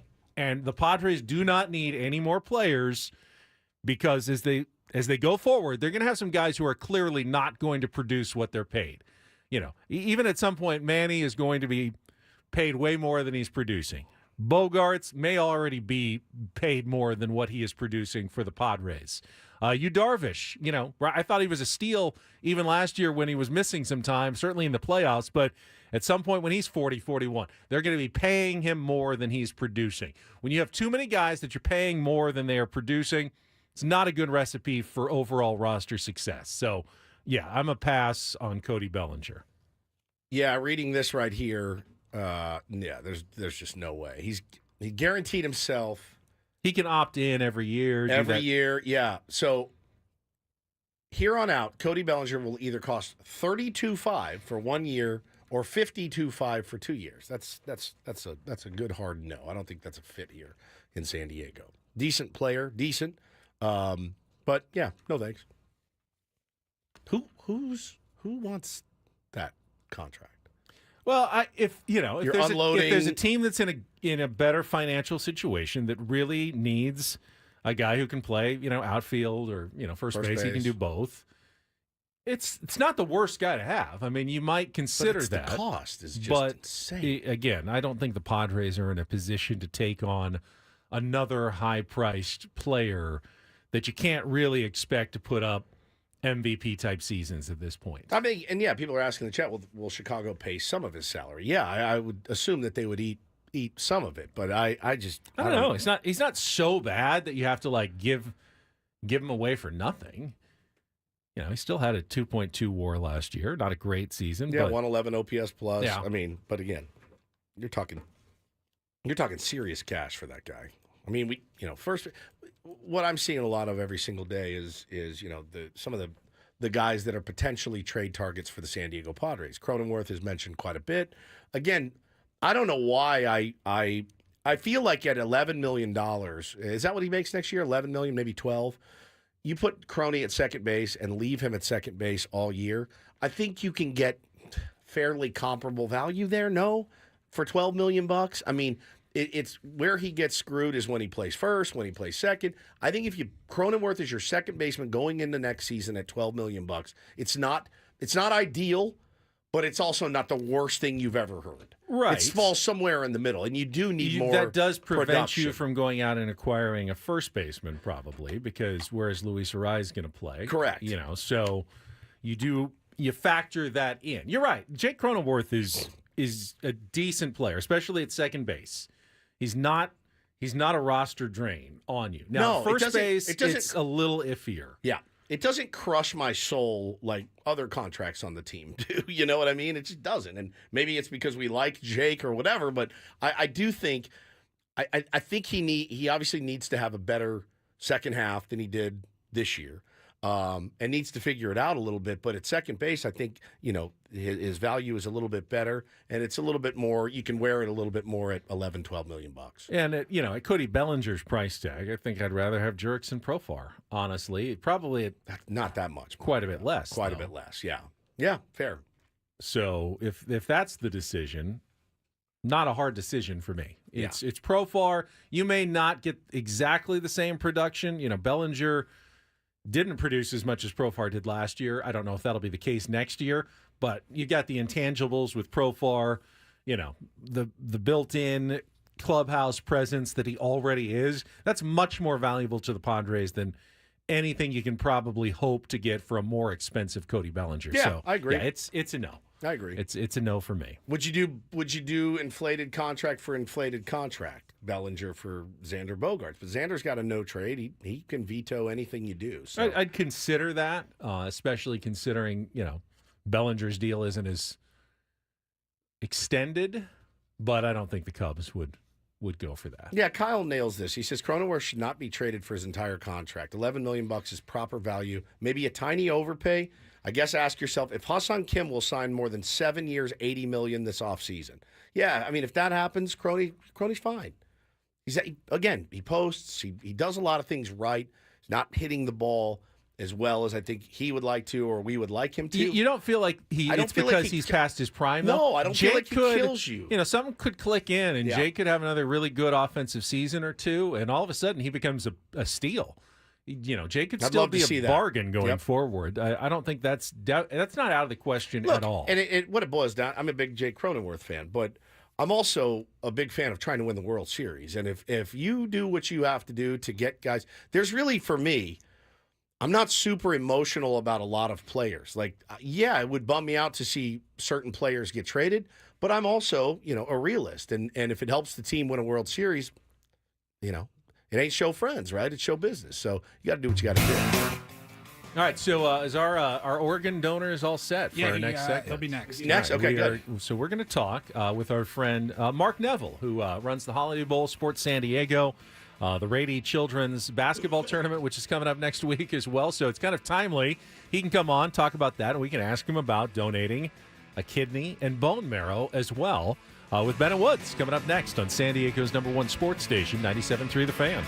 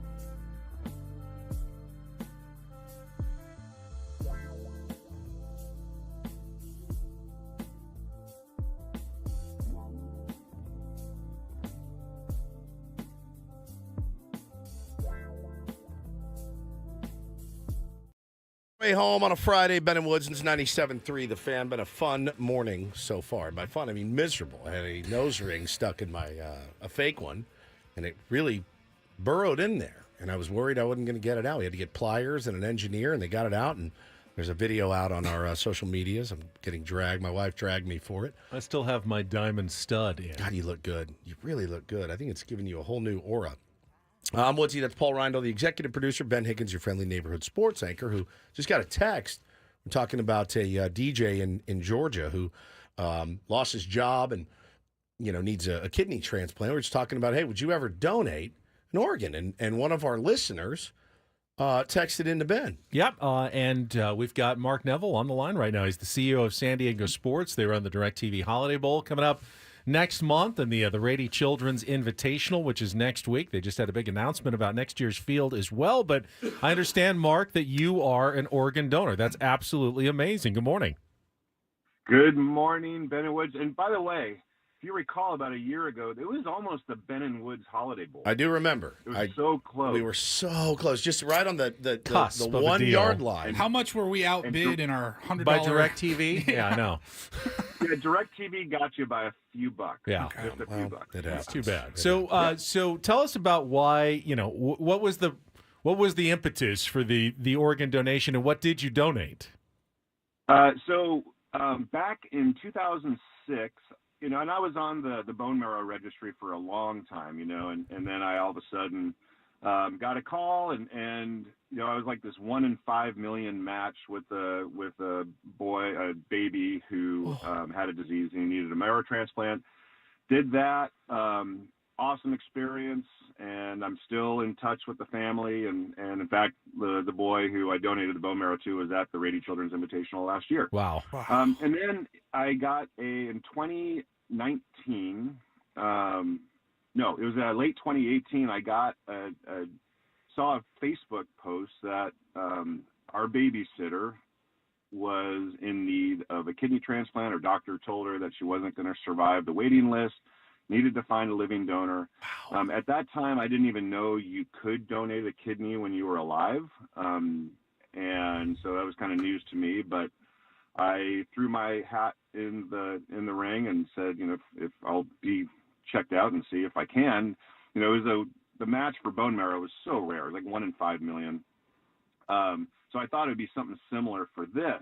And I was up. It was my turn to get tested, and it turned out I made it through the first round that we were a match. And so I did the transplant back, and it was a kidney transplant, by the way, and I did it back in Houston. Went back to Houston, got tested, really great physical, man. It was like I knew I was either going to be dying or I was healthy. Yeah. And turned out I was healthy, which was good.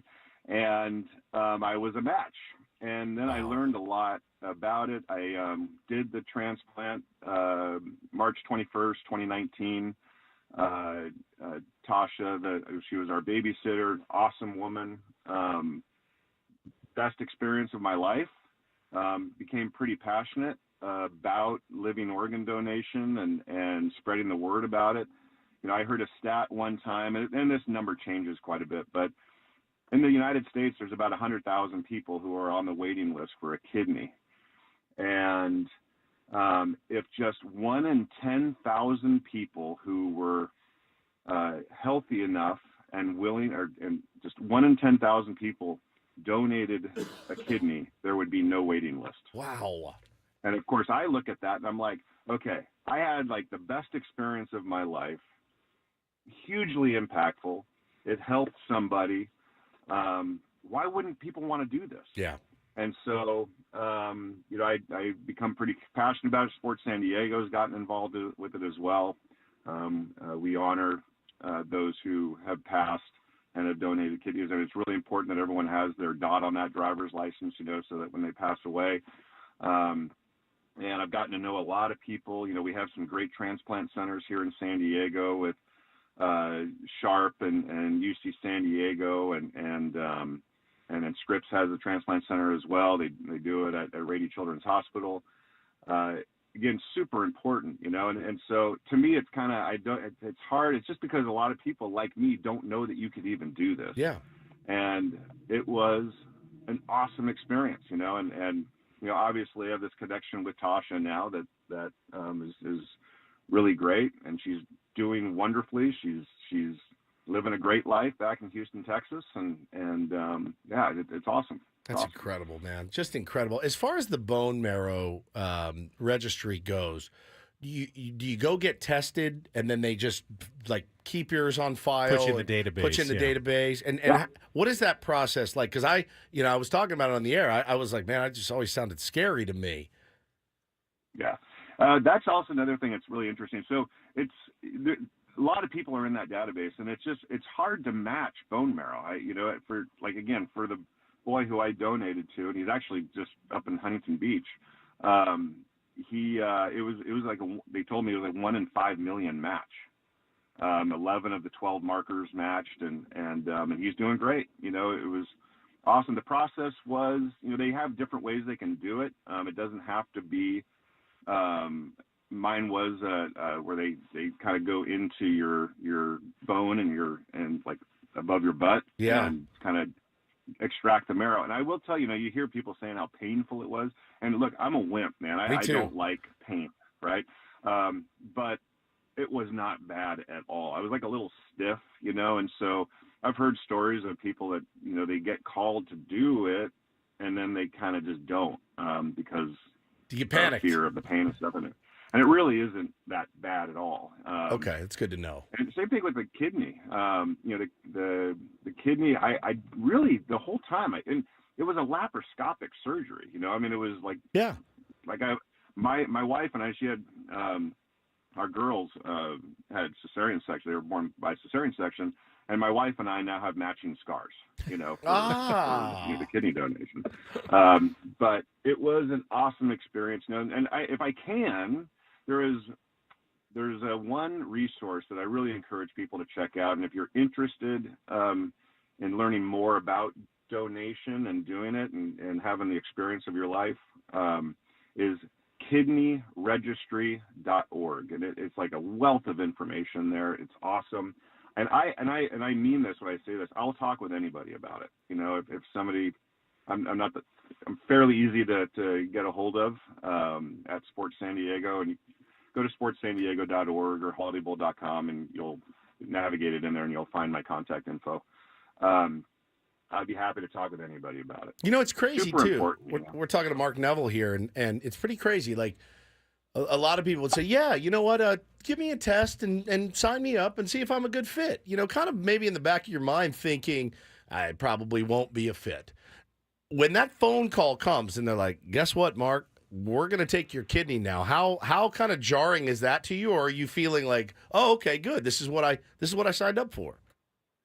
So, it was kind of, when I did bone marrow, it was awesome, and I want to be called again. I'm not even sure. I might have aged out of the registry, but because it was awesome. With the kidney, and I will tell you, Woods, if you are willing to do it and you're healthy enough to do it, there is somebody who needs it. Yeah, for sure. So, it's not for everybody, but if you are healthy enough and you're willing to do it, there is somebody who needs it. And, it's a family decision. My wife and my kids, we talked about it beforehand. But it was, it was, again, best experience of my life. Only made my life better. The impacts and changes in my life are, I still do everything that I used to do. It only made my life better. That's incredible, man. And if you aren't healthy enough or it isn't for you, no worries. You can still support Mark by going to the DirecTV Holiday Bowl or the Rady Children's Invitational next week, and say your thanks in that way. And you guys had a big announcement yesterday. I saw this. So it's unreal.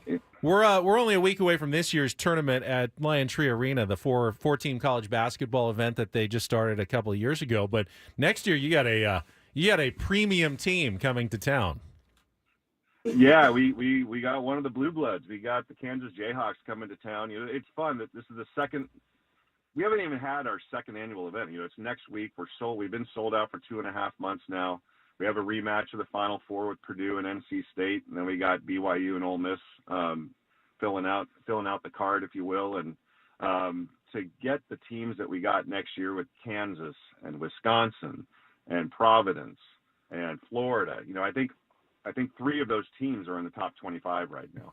And when we started this event, we wanted to be mentioned in the same breath as the Maui Invitational and the Battle for Atlantis. And we haven't even had our second-year event, and we're getting there. We're pretty close. And I will say last year's event, I've been with this organization for 34 years now, and it might have been the best event that we've ever produced. And then now we got the DirecTV Holiday Bowl on the heels of that. I've ruined the holidays for our staff and volunteers, though, I'll tell you that. But for one thing that's funny about this year's field is I'm already stretched thin for Christmas, right? So I'm not around that much at home. And now with Thanksgiving, I'm not around for Thanksgiving. My wife is a diehard and loyal Purdue Boilermaker alum, and so I better have gotten Purdue in the field, and thank goodness I did. So that's why Purdue is in the tournament. Well, Marco, we really appreciate you sharing your story. We're looking at our YouTube chat, and the word hero has been mentioned a few times, so you can definitely feel good about it. Sounds like you already do, and you got the message out to a lot of people this morning. Good luck with the tournament next week at Lion Tree Arena, the Rady Children's Invitational, and, of course, the DirecTV Holiday Bowl at Snapdragon Stadium for the first time. Yes, sir. Next month as You well. were almost going to say Ben and Woods Holiday Bowl. Almost. Almost. We'll get there. We'll get there. But hey, if your listeners, please get tickets to it. We got a lot of activity. It's going to be a great football game, a lot of pageantry, fireworks, all that stuff. Community event. We'd love to have everybody there. Go to holidaybowl.com and get those tickets. You won't regret it. Thank you, buddy. Thanks, Mark. See ya. Yeah, I've known Mark for probably 25 years. Had no idea that he had donated both a kidney and was a bone marrow transplant. Just a random baby. And they called him and they said, he needs your bone marrow if he wants to live, essentially. And he said, okay, dude. Where do I go? What do I do? I love a good organic, that wasn't planned interview. We weren't planning on talking about any of that stuff, man. I love how that came about. And what a coincidence that Mark Neville, of all people, has done that. What a true hero he is, man. And kind of makes me wonder, what are we doing with ourselves? You know what I mean? Like, well, I guess we could do a little better.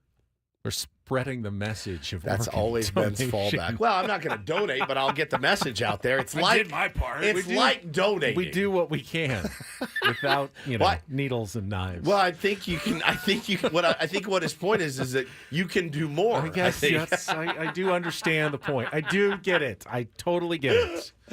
Is it possible I'm one of the 9,999 who says no? If I can get the 1 out of 10,000 to say yes, we're on the way to no one on the transplant list anymore. I feel like I'm in negotiations right now with myself, and I'm sitting here going, all right, man, you probably don't have it in you to do a kidney. You know this, right? And nobody probably wants your gross-ass kidneys anyway.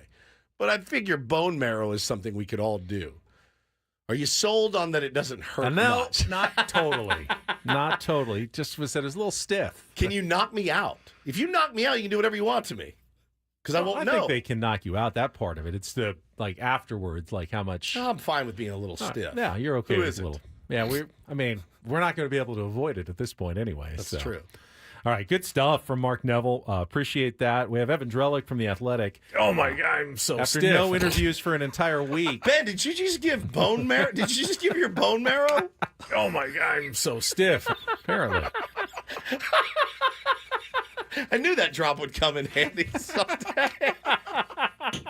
When we come back, I just want to make it make sense. I got so much hate this week from, I don't know, Paul Skeens fans when I, implied that I thought Jackson Merrill got robbed of the Rookie of the Year.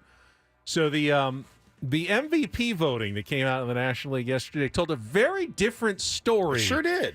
Than the Rookie of the Year voting. And I just want to make it make sense. And we'll talk about that when we come back after a check traffic here on 97.3 The Fan.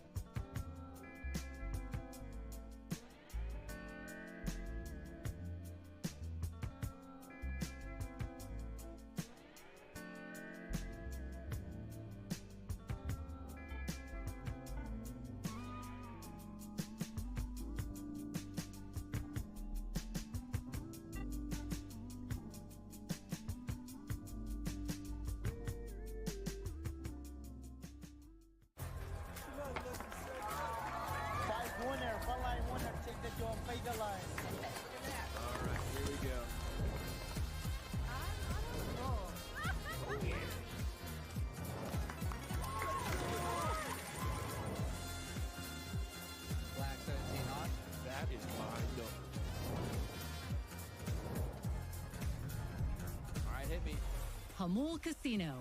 Fun above all else.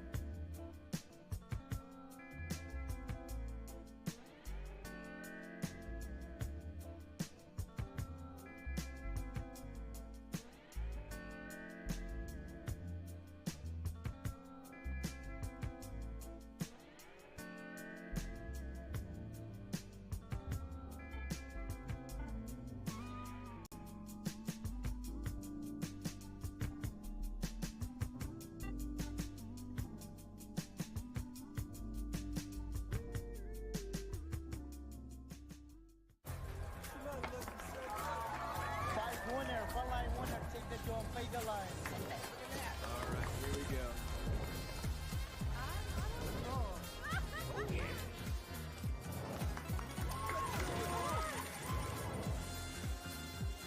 Black 17 on. That is mine.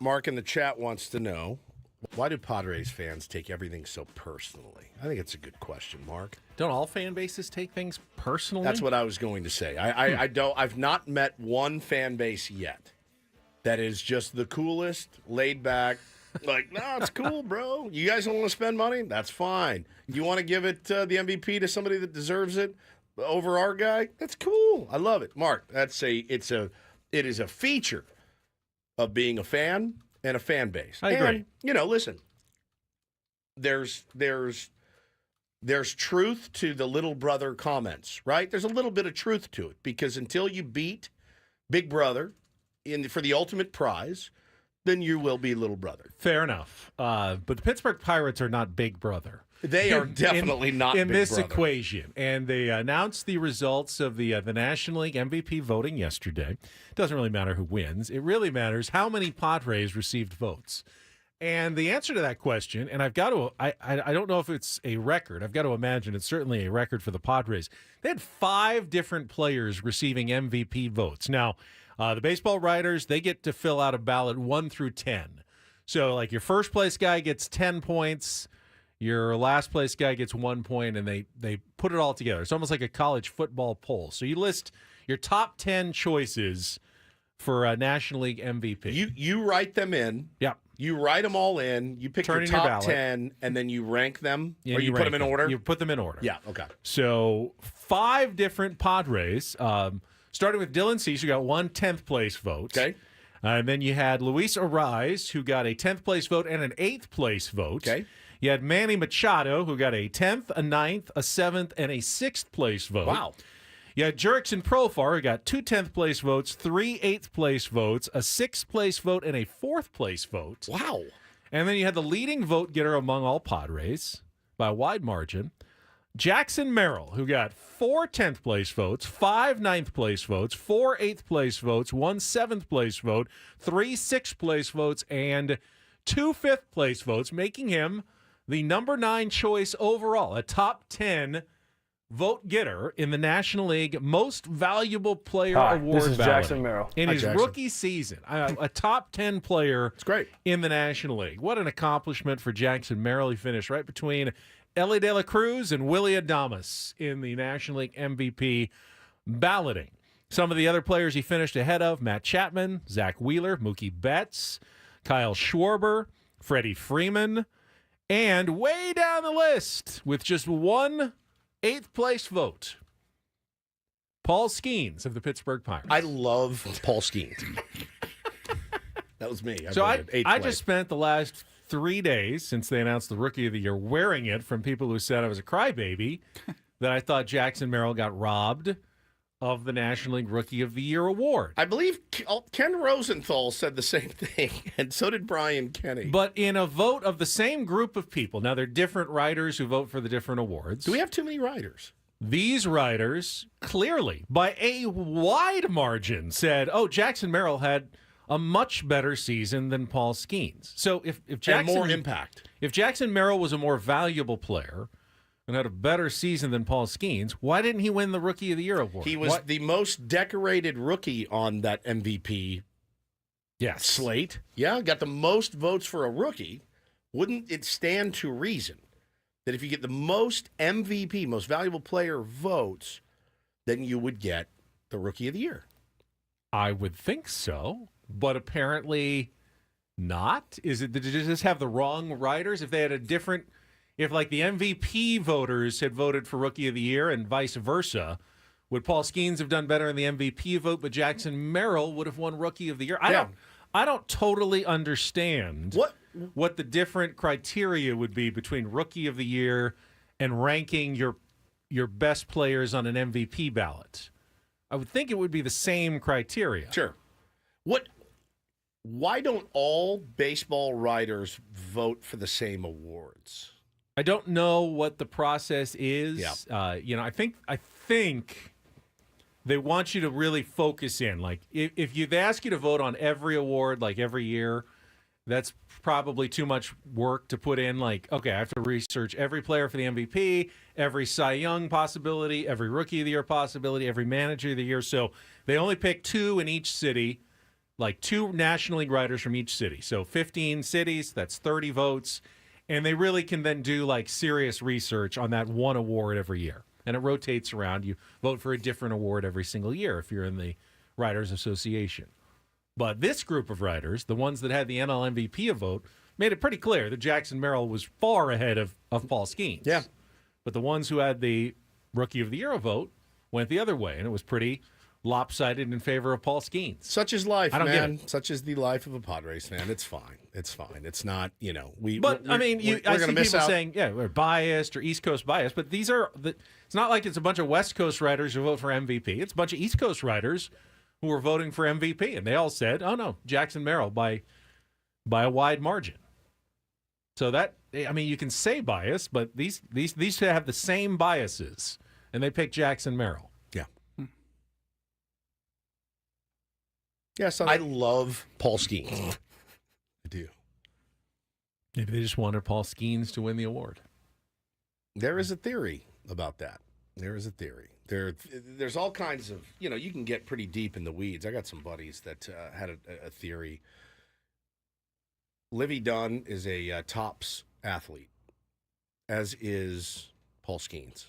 There is a tops autograph card already out of them sitting on the couch together winning the MVP. Topps is owned by Fanatics, who is owned by Major League Baseball. You tell me who they wanted to win the Rookie of the Year. Good for business. It's a little tinfoil hattish, but that's what I heard. Fine. I'm just telling you what I heard. I did not go down any deep, dark rabbit hole on this Rookie of the Year. Yeah, that's why they wanted him to win the Rookie of the Year. Skeens was great. He was fantastic. I see someone unsaturated fat said follow the money. You someone, always follow. I've seen the suggestion that a valuable player and an outstanding player are different things in some people's minds. Fair.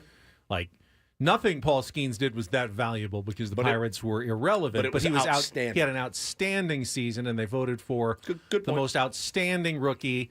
Whereas the valuable player was Jackson Merrill, posting every day, doing what he did, energy, helping drive the Padres to the playoffs. He was a more valuable player. Paul Skeens was a more outstanding player. Now, it's not in the – there's no, like, rules like, okay, you have to vote for the most outstanding player for this one and the most valuable player for the other. Writers can do what they want. Sure, and they do. And they do. Yep. And in this case, it worked against the Padres and their Rookie of the Year candidate, unfortunately. Oh, my God, that scared me to death. Holy crap. I will note that the 97.3 The Fan sign behind me just collapsed. What does that mean? Is that a I almost sign? died. It means that Paulie, who was fiddling with it the other segment, must have done something wrong. Were you kids fiddling with this? What did you do, Paul? You weren't catching straight. I just moved it because Ben put it in the wrong spot. That scared me to death. I'll fix it during the break. I will fix it this time. Okay. Oh, all right. Easy. Evan Drellich from The Athletic is going to talk about the potential changing. Man Higgins Yeah, you over can't here. see too well. Is that Tim Allen over the there? changing face of baseball on television here in San Diego and elsewhere, and the Roki Sasaki rumors and controversy involving the Dodgers. He's going to join us next year on 97.3 The Fan.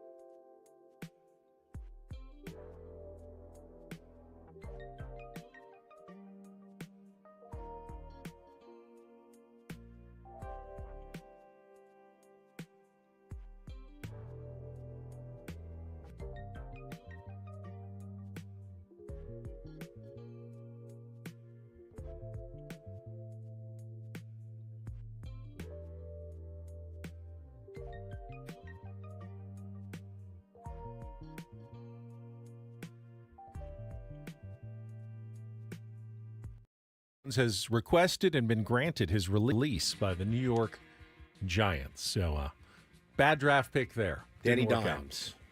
He's going to be they could claim him off waivers, but no one's going to take that contract. So he'll be a waiver wire pickup at some point. And they'll owe him a ton of money. Oh, yeah, the Giants still have to pay him. A ton. Yeah.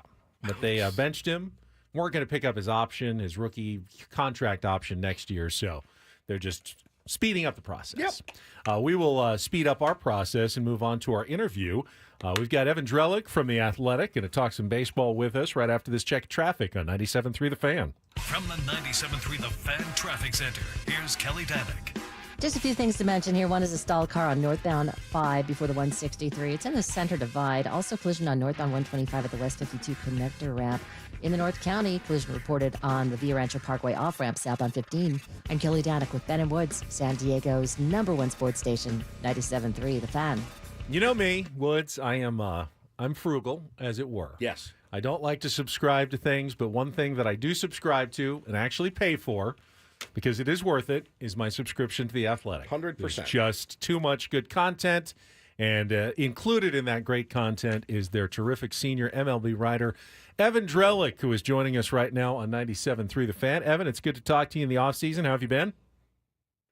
Now, that's the way you do a plug. I'm doing well, guys. Good. With MLB owners. So, what caught our attention earlier this week, and you've actually written a couple of pieces since then that I want to talk about as well, was the stuff on the potential new TV deals for Major League Baseball, because the Padres are kind of on the forefront of having to deal with this starting last year when the Diamond Sports, Bally Sports bankruptcy quickly affected them. And games stopped being broadcast on Bally, and the Padres kind of went to their own streaming system and Padres.tv. So they were one of the first, but it kind of gets the sense, based on what I was reading in your piece, that the Padres are now kind of going to be the model for what Rob Manfred wants the rest of baseball to look like going forward. Is that true? It's not that he wants it. It's really out of necessity. You have RSNs across the country, most of them in smaller and kind of medium-sized markets, that don't want to pay for teams the way they used to. And MLB now, going into 2025, is going to have 7 or 7.5 teams. The Mariners are in a weird spot where MLB is going to handle some of it, but not all of it. And it'll be the same setup that you've seen with the Padres since the middle of the 23 season. You'll be able to, subscribe to a package through the team, and the league will, arrange distribution with cable and satellite, so you can still get the games that way. But the idea, what they're trying to do now, is have as many teams have their rights available come 2028, which is when MLB's national deals come up, and then they're going to try to do what we just saw the NBA do. NBA, I think in total was some crazy number, like $77 billion worth of deals with NBC, with Amazon. I'm forgetting one other in there. And so you're going to get, at some point, more national packages in baseball. So you'll probably have to subscribe to more things to be able to watch Padres games in a few years. Evan, and it's funny. I mean, you think about a team that just won the World Series up north, right? And they get, before they sell a ticket or a hot dog, $350 million based on their TV deal. I have to imagine teams like that would be kind of a giant obstacle. Do you foresee a day where all 30 teams, or even with expansion in the next few years, potentially 32 teams all under the same umbrella, or will they get to continue in the manner, the Yankees with the YES Network and LA with what they have, will they get to continue in the same manner? That's really the big question. The Yankees, the big market teams, the Dodgers, their TV rights are worth a lot more than the Padres or whatever. Any of those 5-6 huge market teams are just playing in a different stratosphere, and they're not going to want to share more of that TV money. Right. What Manfred wants to do is change revenue sharing in the sport. And he's going to need the owners to buy in. He's going to have to find some way that the setup convinces those big market teams to participate. And, it's an open question. Well, if he doesn't convince them, what happens? Right. Maybe what happens is you have packages available that include most teams, But if you want to watch those biggest teams, you're out of luck. And this is gonna be a dominant topic of conversation going into 2026, which is the last year of the current CBA. And why does the CBA matter to this? Because the players get a say in revenue sharing. So whatever the owners end up wanting to do with revenue sharing, after they figure out their own internal stuff, they're going to have to deal with the players on it. So it's a massive undertaking, and nobody knows exactly what's going to happen. What if we just banned the Dodgers from playing Major League Baseball and the Yankees too? For that Clever idea. They can just play each other, which is really what Major League Baseball wants anyway. They just play each other 162 times. If you could float that to some powers that be, Evan, I'll give you full credit for that. It's like what we saw over in Europe at one point, where some of those great soccer teams were trying to put together a super league, and the fans there didn't want it. There is this reality that the big market teams often want to ignore, that you do need other teams to play, and Manfred's made the point, and he's probably right, that these television RSN woes they're gonna come for the big markets too, right? As cord cutting continues, Yes Network, Sportsnet LA, they're all going to feel some pain at some point. Evan, one thing that you wrote about that you said could help, make these bigger markets whole was allowing them to keep more of their local revenue. And I didn't realize until I read your piece that 47 or 48% of local revenue is shared into the revenue, the pool for all major league teams. And when I saw that, I thought, well, one team that would probably benefit more than any other keeping more local revenue but sharing more TV revenue would be the Padres, who do incredibly well in selling out Petco Park, concessions, ticket sales. I mean, just monster numbers here in San Diego, but TV numbers are almost non-existent. A switch in terms of that sort of revenue could benefit, in my mind, the Padres maybe more than any other franchise in baseball. It's an interesting point. I hadn't thought of it that way. It's a little hard to say for a couple of reasons. One, revenue sharing is stupid complicated. I don't fully understand it. They put in 48%, but then the way that money is then distributed depends on the team, right? There are recipients of revenue sharing, and there are teams that are not. And so it really, the question becomes, what does it look like? When at the end of the day you add up the numbers, what are the coefficients and things like that they're using? And the way the league is thinking about it now, where yes, you're going to stop sharing all the other stuff, you're just going to share 100% of that TV money. Does that require a cap to get everybody on board? Owners have always wanted a cap. Who doesn't want a cap? The players. And so, the question is, what kind of setup can the league actually do with revenue sharing that would get through its owners and then also get through the players? There's probably a way. You would think that smart, creative people could come up with something. But a cap would be kind of disastrous because it would probably mean a long work stoppage. Which is just the last thing we need. And I have friends in the business, too, that tell me, hey, man, brace yourself. You better get your content ready because you're going to be without baseball after next season for a while. And, you hate to hear that because the game is robust. It is healthy right now. You're talking hundreds of millions, billions of dollars, high ratings in the World Series, all of that stuff, Evan. It's just such a tough look for baseball and the players and the owners to go into that again. Yeah, it would be after 26, and I 26. fully agree with you. I think people in this industry, anybody who's kind of following labor in baseball does expect at least the off-season lockout, where the same thing we saw in 2021, where December, the CBA expires, you shut down the winter, and then they negotiate. And then so really the question becomes, well, does the lockout extend? Do you actually miss games this time? Yeah. I think it'd be great if you could avoid either of those. Forget missing games. The game is in a better place. All the Ohtani and Judge talk during the World Series, yep. And attendance figures seem to be up. It's just you're trying to sell national streaming packages and you're going to have a lockout. I mean, come on, it's a bad strategy. It really is. The other thing we talked about this week, talking to the great Evan Drellich from The Athletic, we really liked your little nugget on Roki Sasaki. Obviously, we're following him pretty closely here. He was name-checked by our GM at the memorial for our dearly departed owner, Peter Seidler. Roki Sasaki is a name people in San Diego have been familiar with for a while, and I know he's a target of 30 Major League Baseball teams. This handshake deal that's alleged by, guys like Dallas Keuchel and some other people around the industry, what can you tell us about this, and what are the, I guess, implications, if any?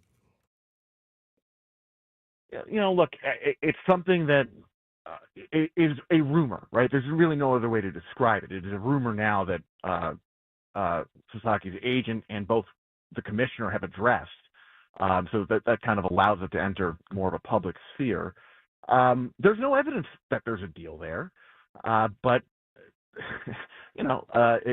same agent as Yamamoto, and clearly there's been a preference for at least some of the Japanese players to go to the Dodgers. I can't definitively tell you whether something's there, but absent any real evidence, I think you have to assume it's not a deal in place. But what MLB seems to be gearing up for or pushing for here is that he doesn't get posted until he can sign in the new year. There's some question about, is he going to sign in the 2024 class, which ends December 15th, or is he going to sign in the 2025 class, which starts January 15th?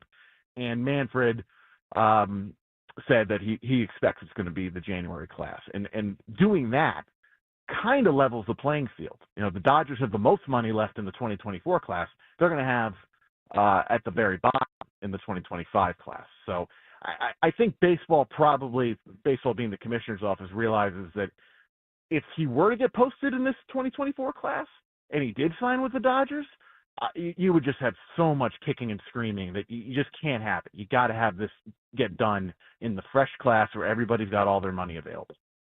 And then finally, you wrote just yesterday about the automatic ball strike system that's going to be tested during spring training next year. And while the details weren't exactly, they weren't totally forthcoming what they're going to do, I know Rob Manfred mentioned they're going to test it out in 13 spring training ballparks that are home to 19 teams, which told me it'll be in Arizona where they have multiple teams in the same park, including the Padres and the Mariners. So I would think we will see this in Peoria during the spring, where players will have the challenge like they've been doing in the minor leagues. And, kind of what can you glean from this about how Major League Baseball is going to proceed with the quote-unquote robot umpires? Yeah. Manfred and the league have made clear, I'm really proud for the last year now, that they want the challenge system. They were testing two systems in the minors. One was used literally on every pitch, and the other one is if a team wants to argue a strike call, you have 2 or 3 challenges to do it. They were testing 3 in the minors, and at the end of the season this year, they tested out 2. And they seem to, for the moment, like 2, because if you get the challenge right, you get to keep it. They've made a lot of progress on pace of play and game time, and you just don't want people stopping the game kind of unnecessarily, right? So they're going to test out 2, and if it works, if the players like it, if the teams like it, they will probably put it in for 26. That is what they are targeting. Evan, really appreciate it. Good stuff. Everything, again, that's worth it. If you want to sign up for The Athletic and follow Evan's work, you can do so. But we will hopefully catch up with you again at some point later. Thank you so much. Thanks, guys. Evan Drellich from The Athletic. And what? So, and Evan said about the, they don't want the games to take forever. They've worked hard on speeding them up, and they're worried the challenge systems will slow them down.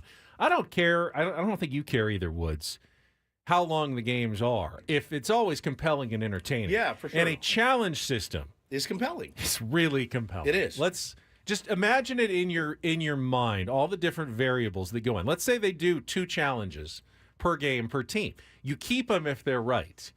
The strategy of which players, is Mike Schilt going to authorize every player to use it, or is he going to have to tell some guys, you know what, you're just not that reliable on your strike zone. I don't trust you. Don't use that challenge. We've already lost one. You have to save it. You have to be careful with it. There's going to be so much debate about when is a good time to challenge, Yeah. when is not a good time to great. challenge. And then the moment, think about that.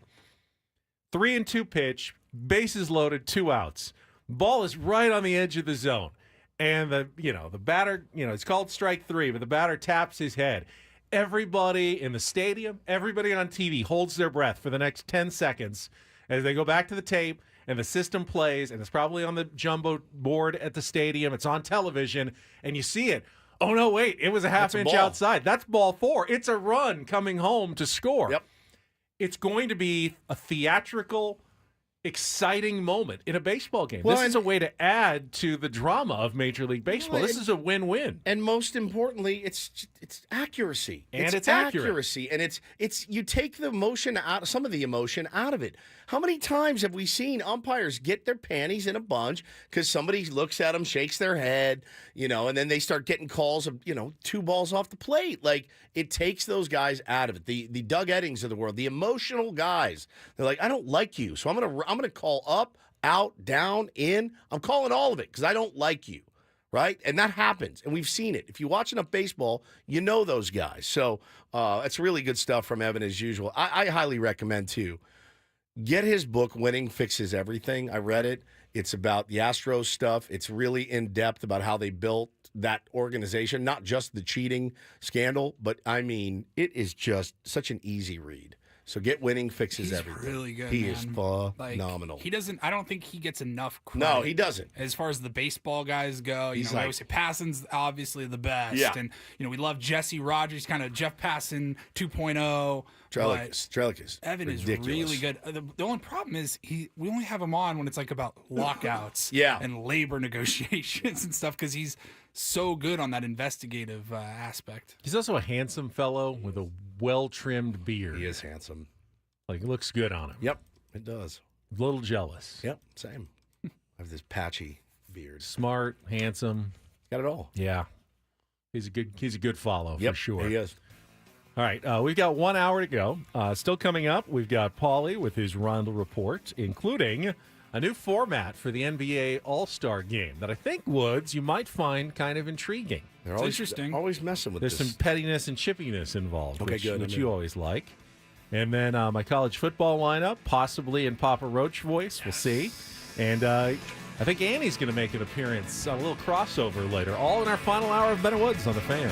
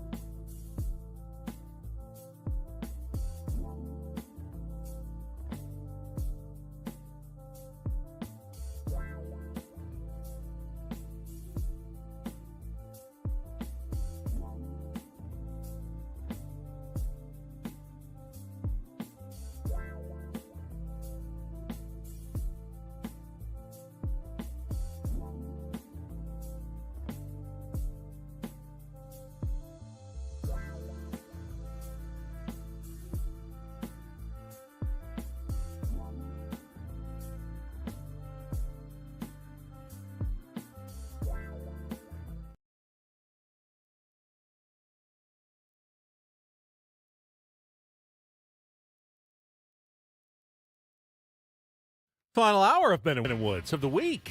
Almost made it to the weekend. Woods, what do you have planned this weekend? I know you have to drive up to L.A. today. On a Friday. 4:05. Smart. Deep L.A. Deep L.A. Like Pasadena. Oh, that's, yeah. There's no getting around the traffic. Yeah, we bought a van, a Sprinter van, and we have, of course, my wife bought it in L.A. We have to go up and pick it up today, and she can't go by herself. You know, somebody needs to drive the car Right. back. I mean, you need two people to drive cars Drive back the other separately way. home. You'll drive separately Can't even hit home. the carpool lane. Well, I can because she has a Tesla, so I can. She can't on the drive back. So I will see you at You're not home. driving the van back. She is. I'm not allowed to drive the van. Oh. So It's her van. it's her van. It's her van. Well, it's ours, but it's hers. You know how that works. What's the van for? Work? No. Work van? Just No. a person van? Just, Well, she's had, you expanding a family? What do we got? not to my knowledge. She has this romantic notion, I think, of now we're not outdoorsy or campery people. You're going to live in the van. I potentially could end up living in the van full time. I think that's on the table in my by the mind. river. You're going to park it down by the river. We are, and so in our neighborhood, we have to park it in our driveway. So she has already monopolized the entire garage for her Right. car. I park in the driveway. Now I will be parked next to a big van that's going there. Is it tricked out inside? Do you have, Yeah, it's pretty fancy. Wow. So her romantic idea is that we, me, Stephen Woods, will be driving to Yellowstone and Hitting the highways of America. hitting the highways of America. So the we great are, American road trip with the Woods family. So we're going to Vegas as a family. We have had knockdown, drag out arguments about this. We're going to Vegas as a family in March. We're taking the kids to Vegas. Going to go see a show, Deftones. Not a show, not like a Vegas show. We're going to go see Deftones, and we're going to go take the kids and do Vegas, right? In a van. She wants to drive, and I said no. I said, I'm not driving to Vegas. I said, only morons drive to Vegas. And she said, well, we got the van, and that's what we got it for. And I said, well, you drive by yourself. I'm flying with the kids. I'll see you at the hotel. I'm not driving to Las Vegas. I've done it. I've done it enough to know. Pick me up at the airport when you get there. No, with no. the kids. We'll take an Uber. We'll be by You the don't even pool. need her to pick you up. No. I said, babe, no one drives to Vegas if they don't have to. Nobody. Like, it's the worst drive. It's one of the worst drives in America. And it has the potential to be the worst drive in America. That's the thing. It's It always can get really bad on the way home. the way especially. home on Sunday. I mean, it's just not a good idea. He said only morons drive to Vegas. Adam Klug in the chat says I drive there whenever I go. I also regularly drive to Vegas when I go. I mean, my point is literally just made right here, okay? Times two. So we'll fly. I'm flying to Vegas in March. Whether my family wants to drive without me, that's on them. My intentions are clear. So, but every summer now, she wants to go to a national park, and we take the van. And I looked at her and I said, Zion. I'm a big fan of Zion. Me too. I love Zion. And I said, but we're not going to sleep in it, right? And she said, no. I said, oh, okay. Couldn't we have just gotten a bigger car? Right. You need the van then if you're not going to sleep in it. Megan just hit me with she's like, I want to do like a road trip next summer. I'll She's go like, on I a was thinking road like the Oregon coast, that place that used to go up in the northern part of the Oregon coast. I go, you realize that's like a 22-hour drive. That's part And of the she road goes, trip. See America. Oh, I thought we would just like Fly, rent a most car. of the way and then rent a car. Bro. I'm like, okay, I could do that. I can definitely handle Did that. you see that our old friend Peter King, remember Peter King, just did all summer, drove from the East Coast to the West Coast and back to the East Coast with thank his you. wife I can't do that. for like weeks and weeks on the road. I can't. He loved it. All right, maybe all right, maybe I'll try it. Well, I'll have an open mind about it. But I'm not driving to Vegas. I'll drive to Zion, or I'll drive to Yellowstone or Yosemite, right? I want to see those places, and that's how you do it. You get there and have a big van and all that. But no, I mean, like, so Steve says it's not as bad as driving through West Texas. I've done it. I've done West Texas. That's just boring. The drive to Vegas is fraught with traffic, construction. I mean, if there was no traffic, how long would it take you to get to Vegas? 5? Yeah, no more than 5. Okay, but it has the potential always to be 8. Yeah. You know? I mean, Zion's closer than I thought. Zion's not bad. I've done that So drive. about 7. Yeah, I've 7 done hour that drive. It's doable. It's fine. This one, man. Just a couple hours past Vegas. We did drive through to Vegas to get to Zion, but we left at 2:00 in the morning to get to Zion. So which is always an option with you people. It's not your though, normal because time to get up. we work on Friday. I can't leave till 11. Oh, today? No, not today. Yeah. But like I can't that day in March. I couldn't leave I couldn't get home till 11. 11 to on a Friday driving to Vegas, and then on Sunday coming back. It's just it's insane. Yeah, as Nate says, lots of morons driving to Vegas. Maybe moron was a harsh term. I didn't mean that. Dummies. You and Adam. Much better. So we're going to pick up the van today. Idiots. Yeah, buffoons. We're going to pick up the van Brain today. dead clowns. And then we're going to the Wishbone Brawl tomorrow. Come out. Tickets are still available. I believe so. Bill Murray's playing. Kelly Slater's playing. It's going to be insane. We'll all be out there at Goat Hill. Starts at noon. Get your tickets where? GoatHill.com? GoatHillPark.com. Yes. Yes. Doing that. Got our last T-ball or last Pinto game on Sunday. Got my family in town, so I'll be a busy beaver. Absolutely. Watching the Irish take on Army. Excited. That might make an appearance on my Ben's Sexy Saturday College Football lineup coming up as well. First, though, it is Paulie's turn. And get things started here with our today's edition of the Ryle Report. Now tuned into the greatest. Welcome to the Ryle Report with Paul Rindle. Hi, Paul. All right. 2 stories from the world of sports that we haven't gotten to yet. We'll start off in Major League Baseball. And 1 story that you didn't know you needed. Are you laughing, biatch? It's the Rindle Report Hey, Paul, how you doing? Okay, how are you? on 97.3 The Fan. Are you ready to bless the mood? I need some help, please. That was good. Can I get a yeah? Oh, yeah. All right. All right. Have Happy fun. Friday. Have fun on your 22-hour That's not happening. road trip with Megan. I think she was thinking like maybe fly to like San Francisco and then drive up the coast and then fly back from Portland or Sounds something. rad, doesn't it? I've done the drive Seattle to San Diego several times. It's My wife is also not fun. forgetting to mention that we have a 6-year-old and a 4-year-old who are nightmares. Driving to. It's not just the 2 of us. 2 of us I could do. Yeah, but if they've got enough, distractions in the back of your van. Yeah, they we should do have be a stripper okay. pole in there, so maybe they can dance on that. Yeah, it's gonna be great. All right, we will start off in the NBA. Ben, you teased it, and Shams Charania on ESPN, he had the news that the NBA, I'll give them the credit, they're not afraid to make some changes in the NBA. Whether it's going to be good or bad, it's yet to be seen. Yeah, they don't care. They will throw stuff They'll at the give wall. it a shot. And you know what? I'm okay with that, I think, because we watch the other sports, and you're like, please, for the love of God, you got to change this. They don't do it. NBA, they're not afraid of change. And so the NBA All-Star Game, it's coming up in February. February 16th in San Francisco. So Steph Curry going to be the star of the All-Star festivities. They're working on a new format for the All-Star Game. It's going to be a 4-team tournament-style format to inspire, to look like kind of a pickup basketball format. Okay. So you're going to have 3 teams of NBA All-Stars and with 8 players on a team. The 4th team will be the winner of the Rising Stars game, which is rookies and sophomores, I think. Okay. In the NBA. So the winner of that game will play in the All-Star tournament as the 4th team. And then you're going to have 2 semifinal games up to 40 points. And then that'll be quickly followed. It's like you go to the gym, you go to 24-hour fitness. You got to run it right back. You win, you stay on. Winners stay on. Losers walk. What do they play to? They said to 40 in the points. semifinals and then like 25 in the finals. And they'll just run it right back. Play to 21. 2 like we all do. semifinals and then the championship game. Now, All right, that could be pretty interesting. It's different.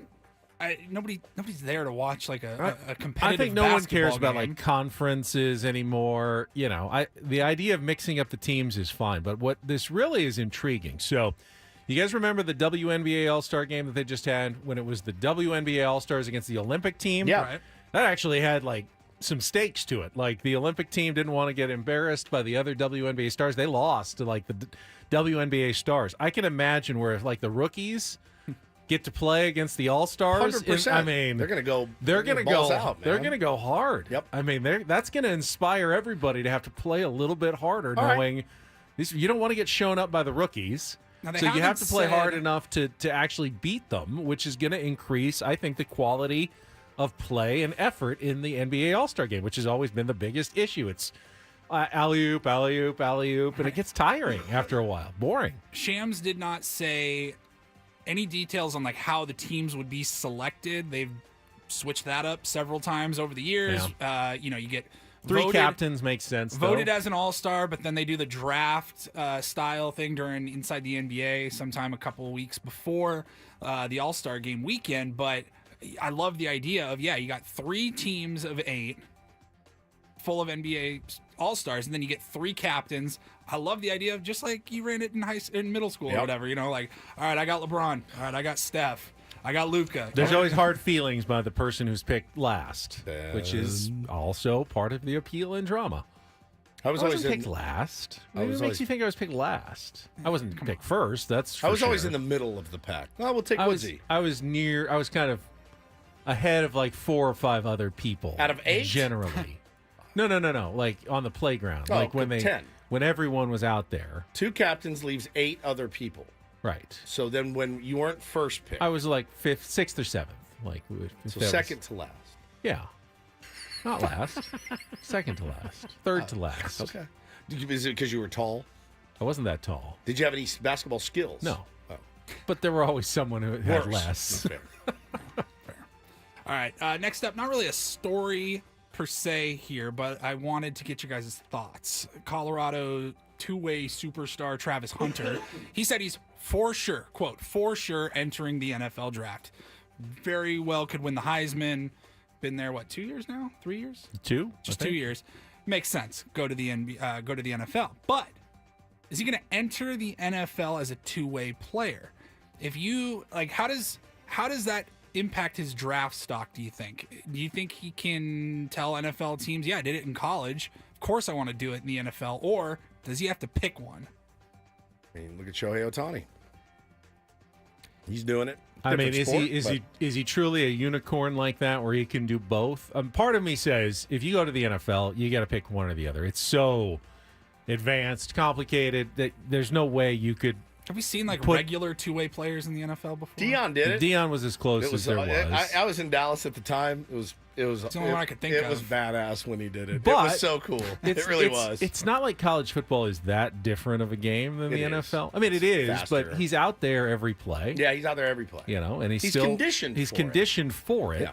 And if there's a couple of teams who think that he can do it, yeah. I mean, essentially you're drafting 2 players for the price of 1. Dale Carter tried when he was on the Chiefs, Adam says. I don't remember Dale Carter.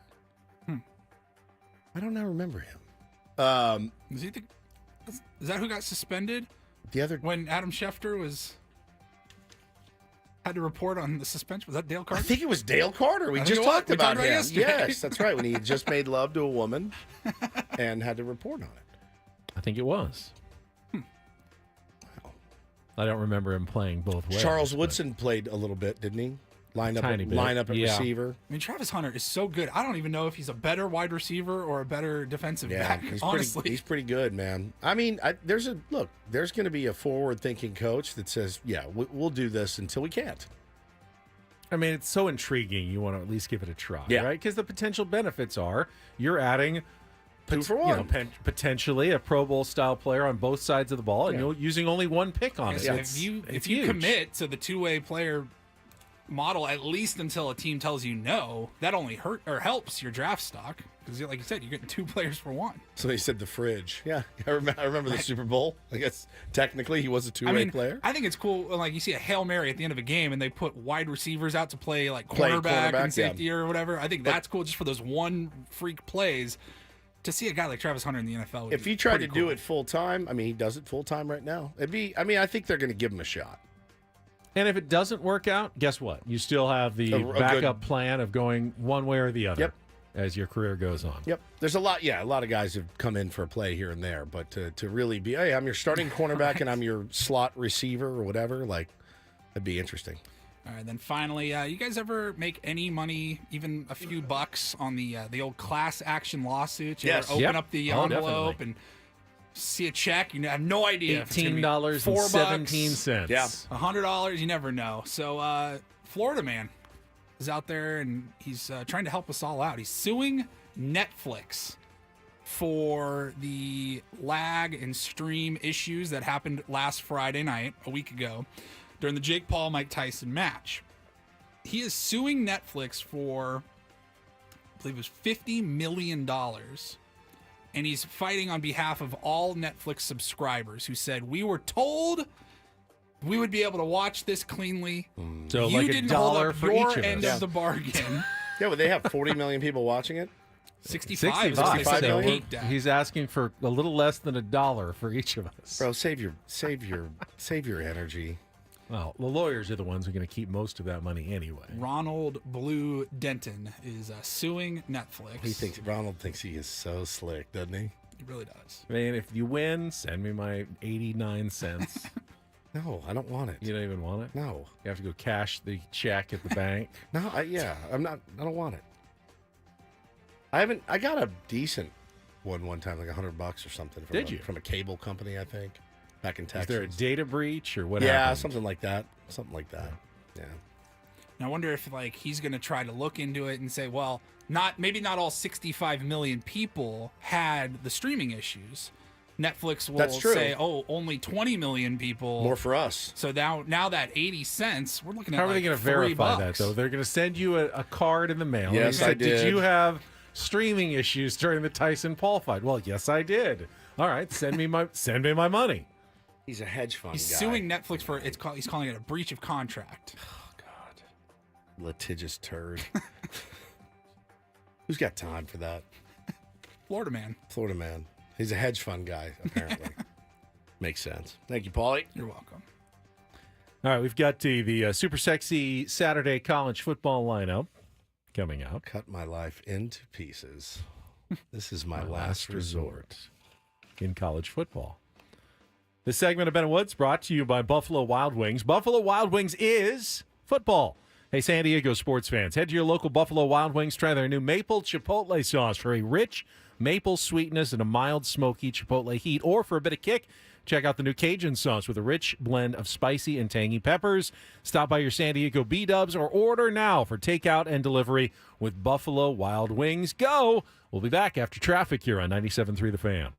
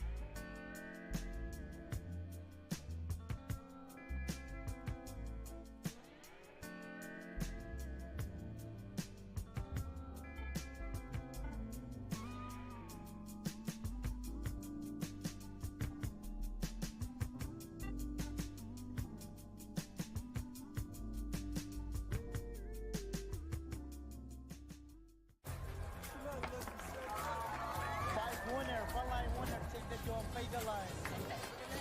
right, here we go.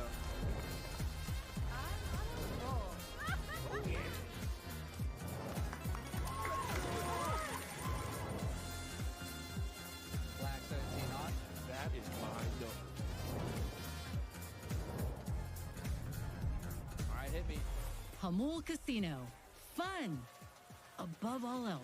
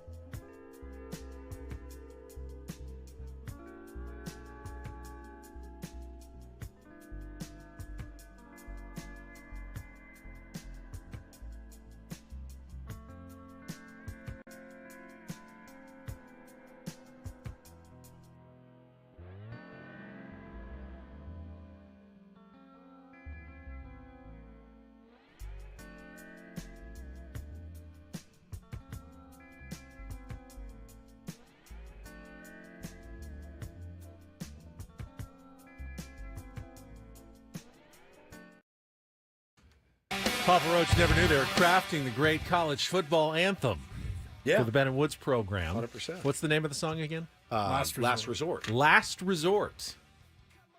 Well, these aren't your last resorts. These should be your first resorts for college football viewing tomorrow. It's a super sexy Saturday college football lineup. I mean, we kind of have to change the name of it now. Probably do. Yeah.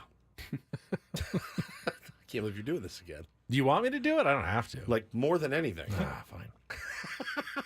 All right. If you're wondering what the best games are tomorrow, here we go. Can't look at them. 9 a.m., Indiana at Ohio State. At 12:30, it's BYU versus Arizona State. Ooh. Also at 12:30, Colorado at Kansas. At 4 o'clock, it's Army taking on Notre Dame. Finally, at 7:30, USC at UCLA. Not that anyone cares. That's your college football lineup for Saturday. Oh, my God. Cut my life into pieces. Did you hear the little that he weaved in there? Best games, obviously, number 5, Indiana, number 2, Ohio State. 9 a.m. tomorrow on Fox. Indiana finally gets to prove whether or not their undefeated record is legit or not. I didn't hear one of those games, by the way. I did not catch. Now do it normal. That's what I'm doing now. Number 5, number 2, Big Ten clash. So I picked 2 games at 12:30 because they're both hugely important in the Big 12. So BYU, which just lost last week, trying to avoid 2 losses in a row at number 21 Arizona State. Colorado, now tied for first with BYU at Kansas, the team that beat BYU last week. And all 4 of those teams are still alive for the Big 12 championship game. So you can kind of go back and forth and see how the Big 10 is playing out at the same time. And then your Notre Dame Fighting Irish in a game that is at Yankee Stadium. against undefeated and 19th ranked Army. Now, Notre Dame's big favorites, as they probably should be, but when you lose to Northern Illinois, you never know what Army is going to be able to do to you. I was talking to my dad about it. And he's obviously a nervous wreck, and he's in town. We're going to try to watch a game together. He's like, bro, it's just weird. The Army's throwing it all over the field. I mean, it's just a different Army than Army could play their way into the college football playoff. Yeah.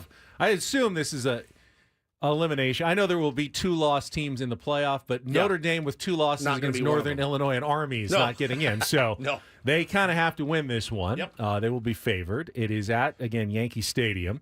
And then, not that anyone cares, but 7:30, the first ever Big Ten clash between USC and UCLA at the Rose Bowl in a Big Ten game. Yeah. Which is weird. It's very weird. Just weird, and that's that wraps up your night of college football tomorrow. It's a good one. It is a good one. Yeah. To me, it's the 12:30, that duo of Big 12 games, kind of most intriguing to me for the lineup tomorrow. Who's Indiana play again?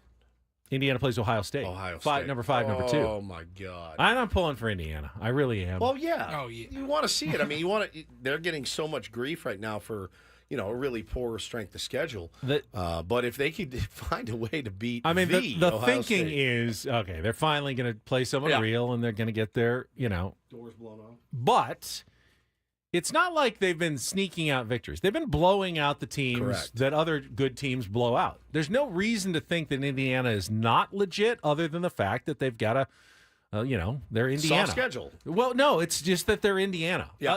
Texas has played an insanely soft schedule, and everyone thinks, oh, they're Texas, they must be good. There's no rule that says Texas is better than Indiana. They've both played soft schedules.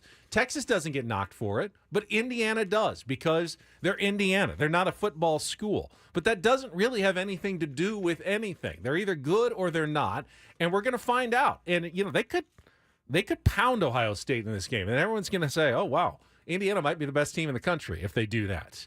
And they're finally going to have to acknowledge it, because they really have played as well as anybody this season.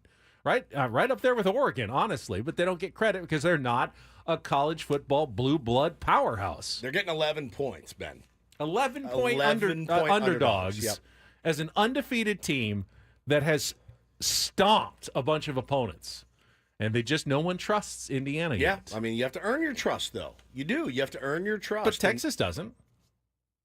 They beat, who did Texas beat? One. They have. No one. Who's their loss to? Let me see. They have one loss. They have one loss. Georgia, right?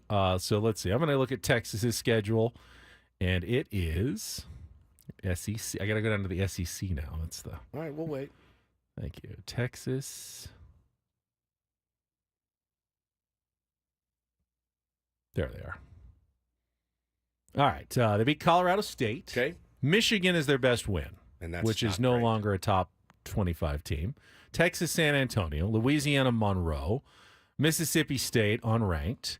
Crushed Oklahoma, but Oklahoma isn't good this year. They lost to Georgia. That's a real opponent, but they lost. Beat Vandy. Vandy's okay. Barely beat them.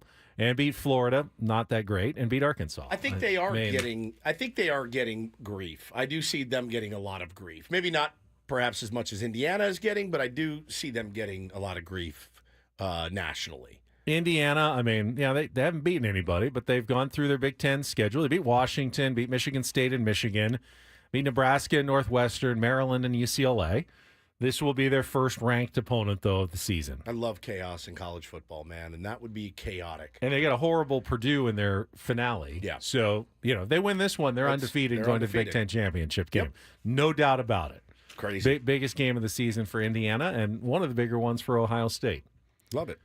All right, we'll come back. We have one final segment. We may have a bit of a crossover with Annie, who said we were talking transplants earlier, and she said she had a story about a heart transplant. You said, yeah, she said she would love to come in. Well, I'd love to hear about it. But if we see her, I'm sure she'll be here at some point before the segment ends because, she's got a show at 10 o'clock too. Correct.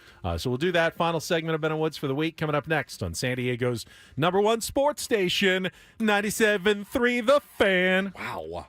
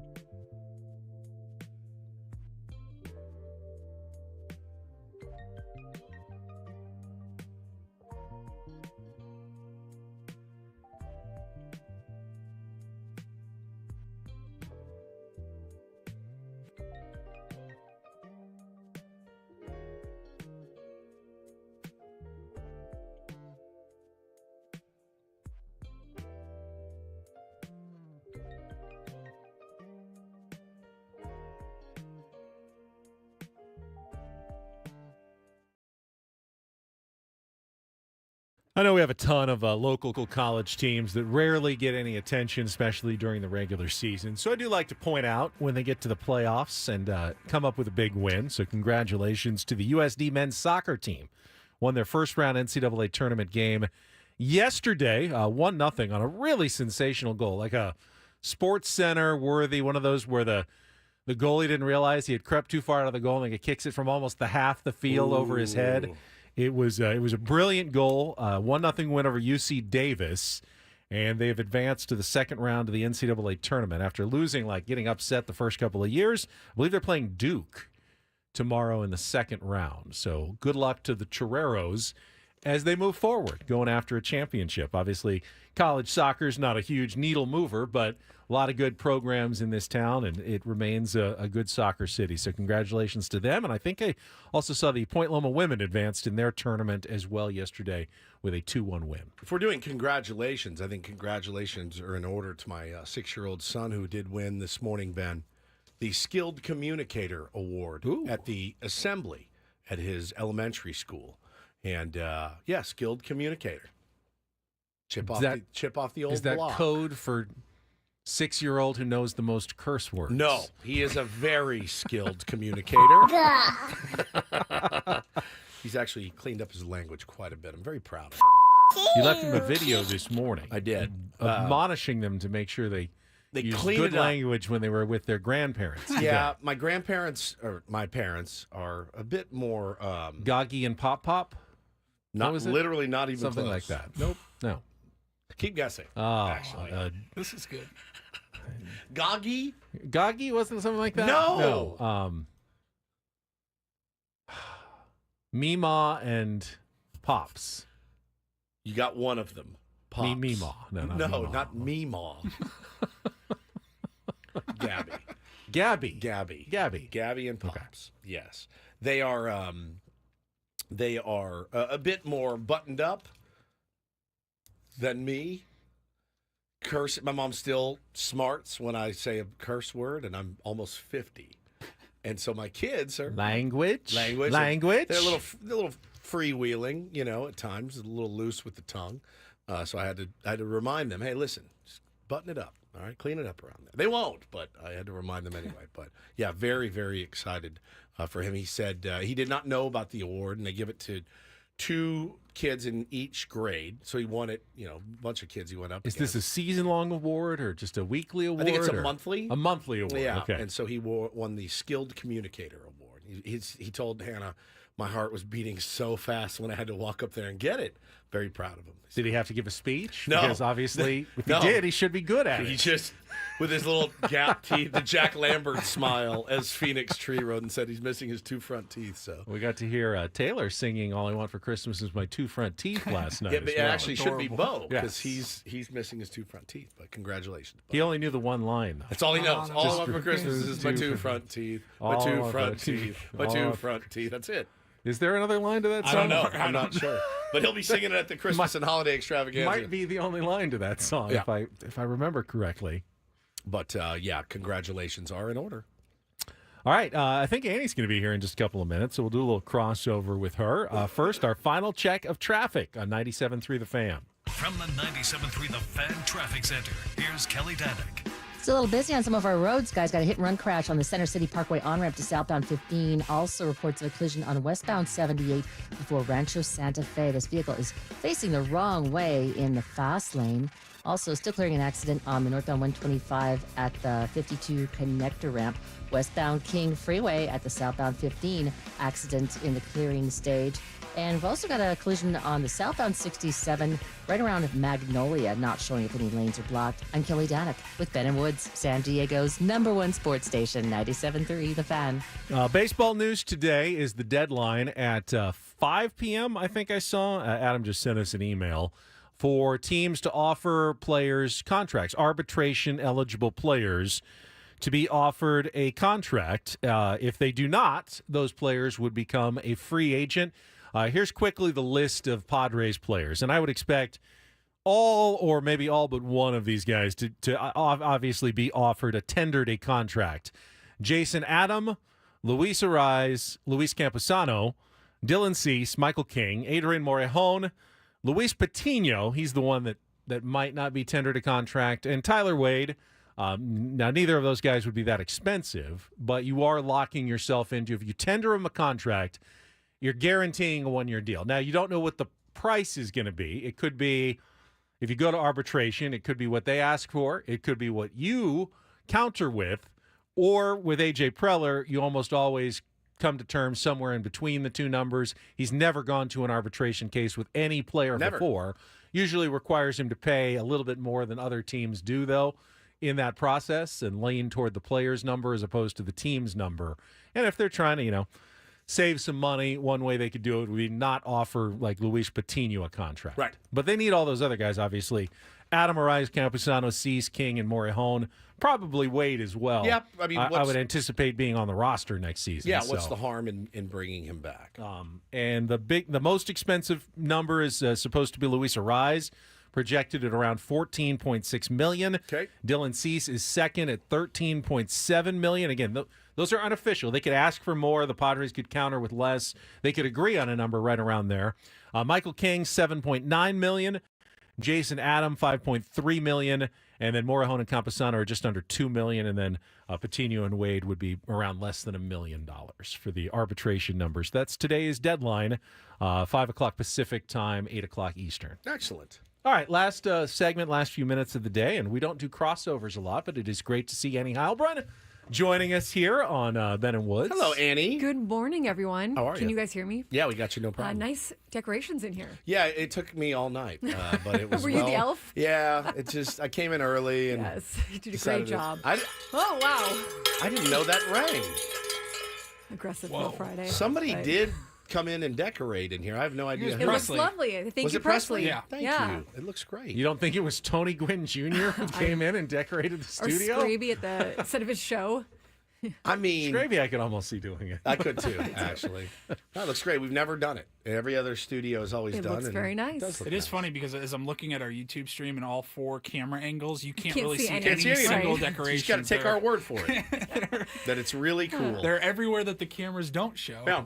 Okay, so I You loved. texted Paul, yeah. Yes, so I loved your organ donor conversation and hearing from Mark Neville, and it reminded me of this story, and I hope you guys think it's as cool as I do, that I did for the Union Tribune very early in my career, where I was invited to sit with families who were meeting their donor for the first time. So it was like the recipient was meeting the donor family for the first time.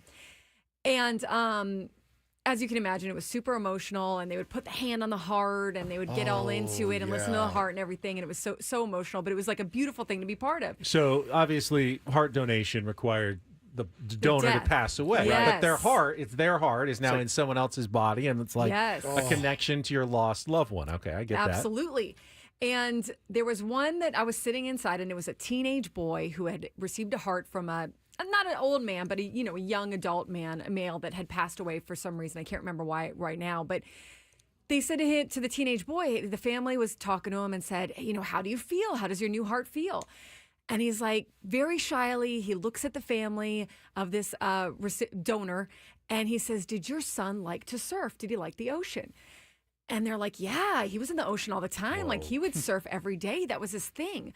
And so come to find out that this little boy, this teenage boy, hated the ocean before he got his transplant. Just absolutely hated it, never wanted to surf, never wanted to do anything. So we went down this rabbit hole with doctors because there's science on this. It's called like cellular memory, where your cells hold memories just like your brain does. And when you transplant it, there's this thought or this scientific theory that your new recipient takes on the characteristics. And so there's all these stories. Wow. If you Google it, where like someone who was really shy ended up taking on a heart of someone who was very outgoing and had a huge personality, and that person became very outgoing, or someone who hated onions suddenly loved onions, and they found out, yes. And they would meet these families, and it would be before they would disclose all this before they would meet the family. So it wasn't like they knew in any way. Right. They would There was just no way to talk know. about they would just talk about the differences after receiving the heart. And it was so fascinating to think, like, if you're a donor family, like, obviously, thank God Mark Neville is still here. Yeah. But you know what I mean? That some of those characteristics or whatever your likes or dislikes, your preferences are, maybe live on in the recipient. So Isn't that wild? if I got Woods' heart, Yeah. I just want to sit around and rewatch The Sopranos over and over again. Boobs, you know. or his taste in music, even. Yeah. Something like that, yeah. Ben comes It's a in. lot he of just- Deftones to listen to Ben now. comes in and starts crapping on every band that he doesn't like, hates new country. Chris in the chat, this is one of my favorite comments I've ever seen in our YouTube chat. He says, Ben's going to need to see more data. Yeah, he doesn't believe stuff like that. Annie, Well, I mean, he doesn't believe stuff like You this. can go down the rabbit hole over the weekend. I do think that there's some people who debunk it, but there's some theory that it does exist, some scientific theory. So I can tell in Ben's face, what a Grinch. I can tell in his face that he doesn't believe me. He does not. He doesn't believe in momentum. He doesn't believe in anything like this. I do have a scientific mind when it comes to such things. And I This like is that literally science. I like that they have a scientific theory that goes along. Cellular I think they've memory. done cellular memory. I think it might be more than a theory. The science advances from when I first entered my career. A 6-year-old kid gets Ben's heart, and he just starts listing off all of the intricacies of every golf course. That's like, it. oh, Shinnecock, that's the Or things Ben likes. Yeah, things Exact- Ben likes. Paulie, Yeah. cue it up, because if someone ever got my heart Yeah. in a transplant, I can assure them of exactly what they're going to feel like they like. And here it is. Yeah. I like the tanginess of the cranberry. I like reflecting. I like old-time rock and roll, too. You know I do. I like NIL. I like my standard, very uninteresting haircut. I do like hearing people talk about how well it's going for the Padres. I like numbers. Oh, I like the bits. I like to be educational. I like when I get up, have a glass of cranberry juice cocktail. I like Adam Major. I do like butterscotch. I like your tweets a lot. I still like this deal. I like to live my life after another famous Benjamin Button. I like when the Padres take 2 of 3 from the Dodgers. I would have liked to have tried something else. I like Darren. I've always liked Darren. I like watching LeBron and Anthony Davis. Sex by the fire at night, that's what I like. Whoa. I like Jake Cronenworth. The last couple of days, I've really liked his swings. I do like horses. I like the Padres lineup. I like when things just flow perfectly. But I like Indian food. I just like a good, honest answer. I've liked what I've seen from Donovan Solano so far. I like that idea. I like 18 games in 18 days. You know, I like where the Padres are. I like that we won as a team. I do all too. of us together. I like to picture people actually in a recording studio. I like the way the Padres play baseball. What I like is the variety of the wins. Yeah. I liked everything about this week. I did too, actually. It was a really fun week this week. Do you still have your earring in, Ben? If I knocked it off, but I found the magnet, so I can I was put curious it back what in a Annie little bit. thought of your Annie, what do you think earring. of if Ben was to get an earring? It kind of pulls it off, doesn't he? Oh, wow. Yeah. Yes. Thank you. Maybe. Yes. Maybe. Maybe not a we got a diamond? solid Maybe, maybe. he does. It's the diamond that's throwing It's me the off. diamond. Did you see Woods' Yeah. experience with a nose ring earlier today? Did you see I think this you could today? pull this off if you had a little hoop, like a Mr. Oh, T like a little kind hoop? of. Yeah, like a little huggy, like a hoop. Did you see what happened to me? So Huggy Higgins. Woods put the nose ring didn't see in, this. and it was he couldn't get it out, and we had to get Mike Prosser, the engineer, with 2 pairs of pliers You guys are joking. to then Oh my pry it out of his nose earlier this got morning. stuck. It would not come out. Yeah, he could not. He had us try to pull it out. Neither Paul nor I could get it out of his nose. It's like one of these, And event- and look, it clasps, and so I put it in the like a bull ring, and I closed it just to have it hang, and then no one could get the clasp open, and I Couldn't get a panicked. grip on But the you ring was couldn't too grip small. it No, to- neither of us could Pull get it our too fingers small. on it to pull it back apart. So And then it was, he Who tried. gave you this? Paulie ordered them. we ordered them because we online. wanted to see what Ben would look like. I put a belly button piercing on him. That did not look good. I put a nipple ring on me. We wanted to do that. Woods he had earrings in high school, though. You Yeah. said. So they had to. So he had to. Well, Yeah. first he tried to cut it with That wouldn't cutters. cut. It was wouldn't too cut. thick. So then he had to get 2 and peel it apart. But it had embedded into my nose. I thought it was going to be there for a while. This is so wrong It was on every awful. level. Oh, it was. I legit. Welcome panicked. to Ben and Woods, Sandy. It's Yeah. our Welcome to motto. the So off-season. wrong on every level. Did your wife see She this? saw. She's oh, like, wow. oh my. She said the kids are very confused right They're now. very traumatized by this whole It was not encounter. cool. Sometimes bits go too far, and that I will say this. That went too far. I've never seen the actual look of. You started to have that look of panic I on was your panicked, face, dude. I was and not- You pretty much roll with the punches when it comes to our bits, Yep. but this one I could start to see the wheels turning. Like this could get bad. I mean, I ends might up in the rip my emergency nose yeah, open. Yeah, trust me. I thought about it. And no one wants to have to call in the engineer, and I'm sure the engineer did not want to have to get called in for that. I was going to say, what kind of pay does that require? Where it's like, where's that on the So list of responsibilities? here's the bag. If you guys want to play around with it today, just be very careful where you put these. Man, this is crazy. Craig, you ever have an earring? And no. Craig says he's never had an earring. I had a nose ring. You and did? a belly button ring. Okay. Yes, Now, one that goes in the side of your nose or between the nose? Yes, side of my nose. Side it wasn't of the nose. like little tiny right. dot. Yeah. Yep. Mm-hmm. Back in the day. Yeah. Hannah still has a little nose ring. Does that she? I like. Yeah, I like the It's very nose ring. cute. Yeah, Yeah. it looks good on her. And she has pink hair. She just can pull all of that stuff I out. like that she changes it up. Me too. So she won't let me, though. She won't let me do it. I want to change my hair. She won't let me. I want to go platinum. Bleached. Tips are all the way through? All the way through. Just completely complete white hair. Mm-hmm.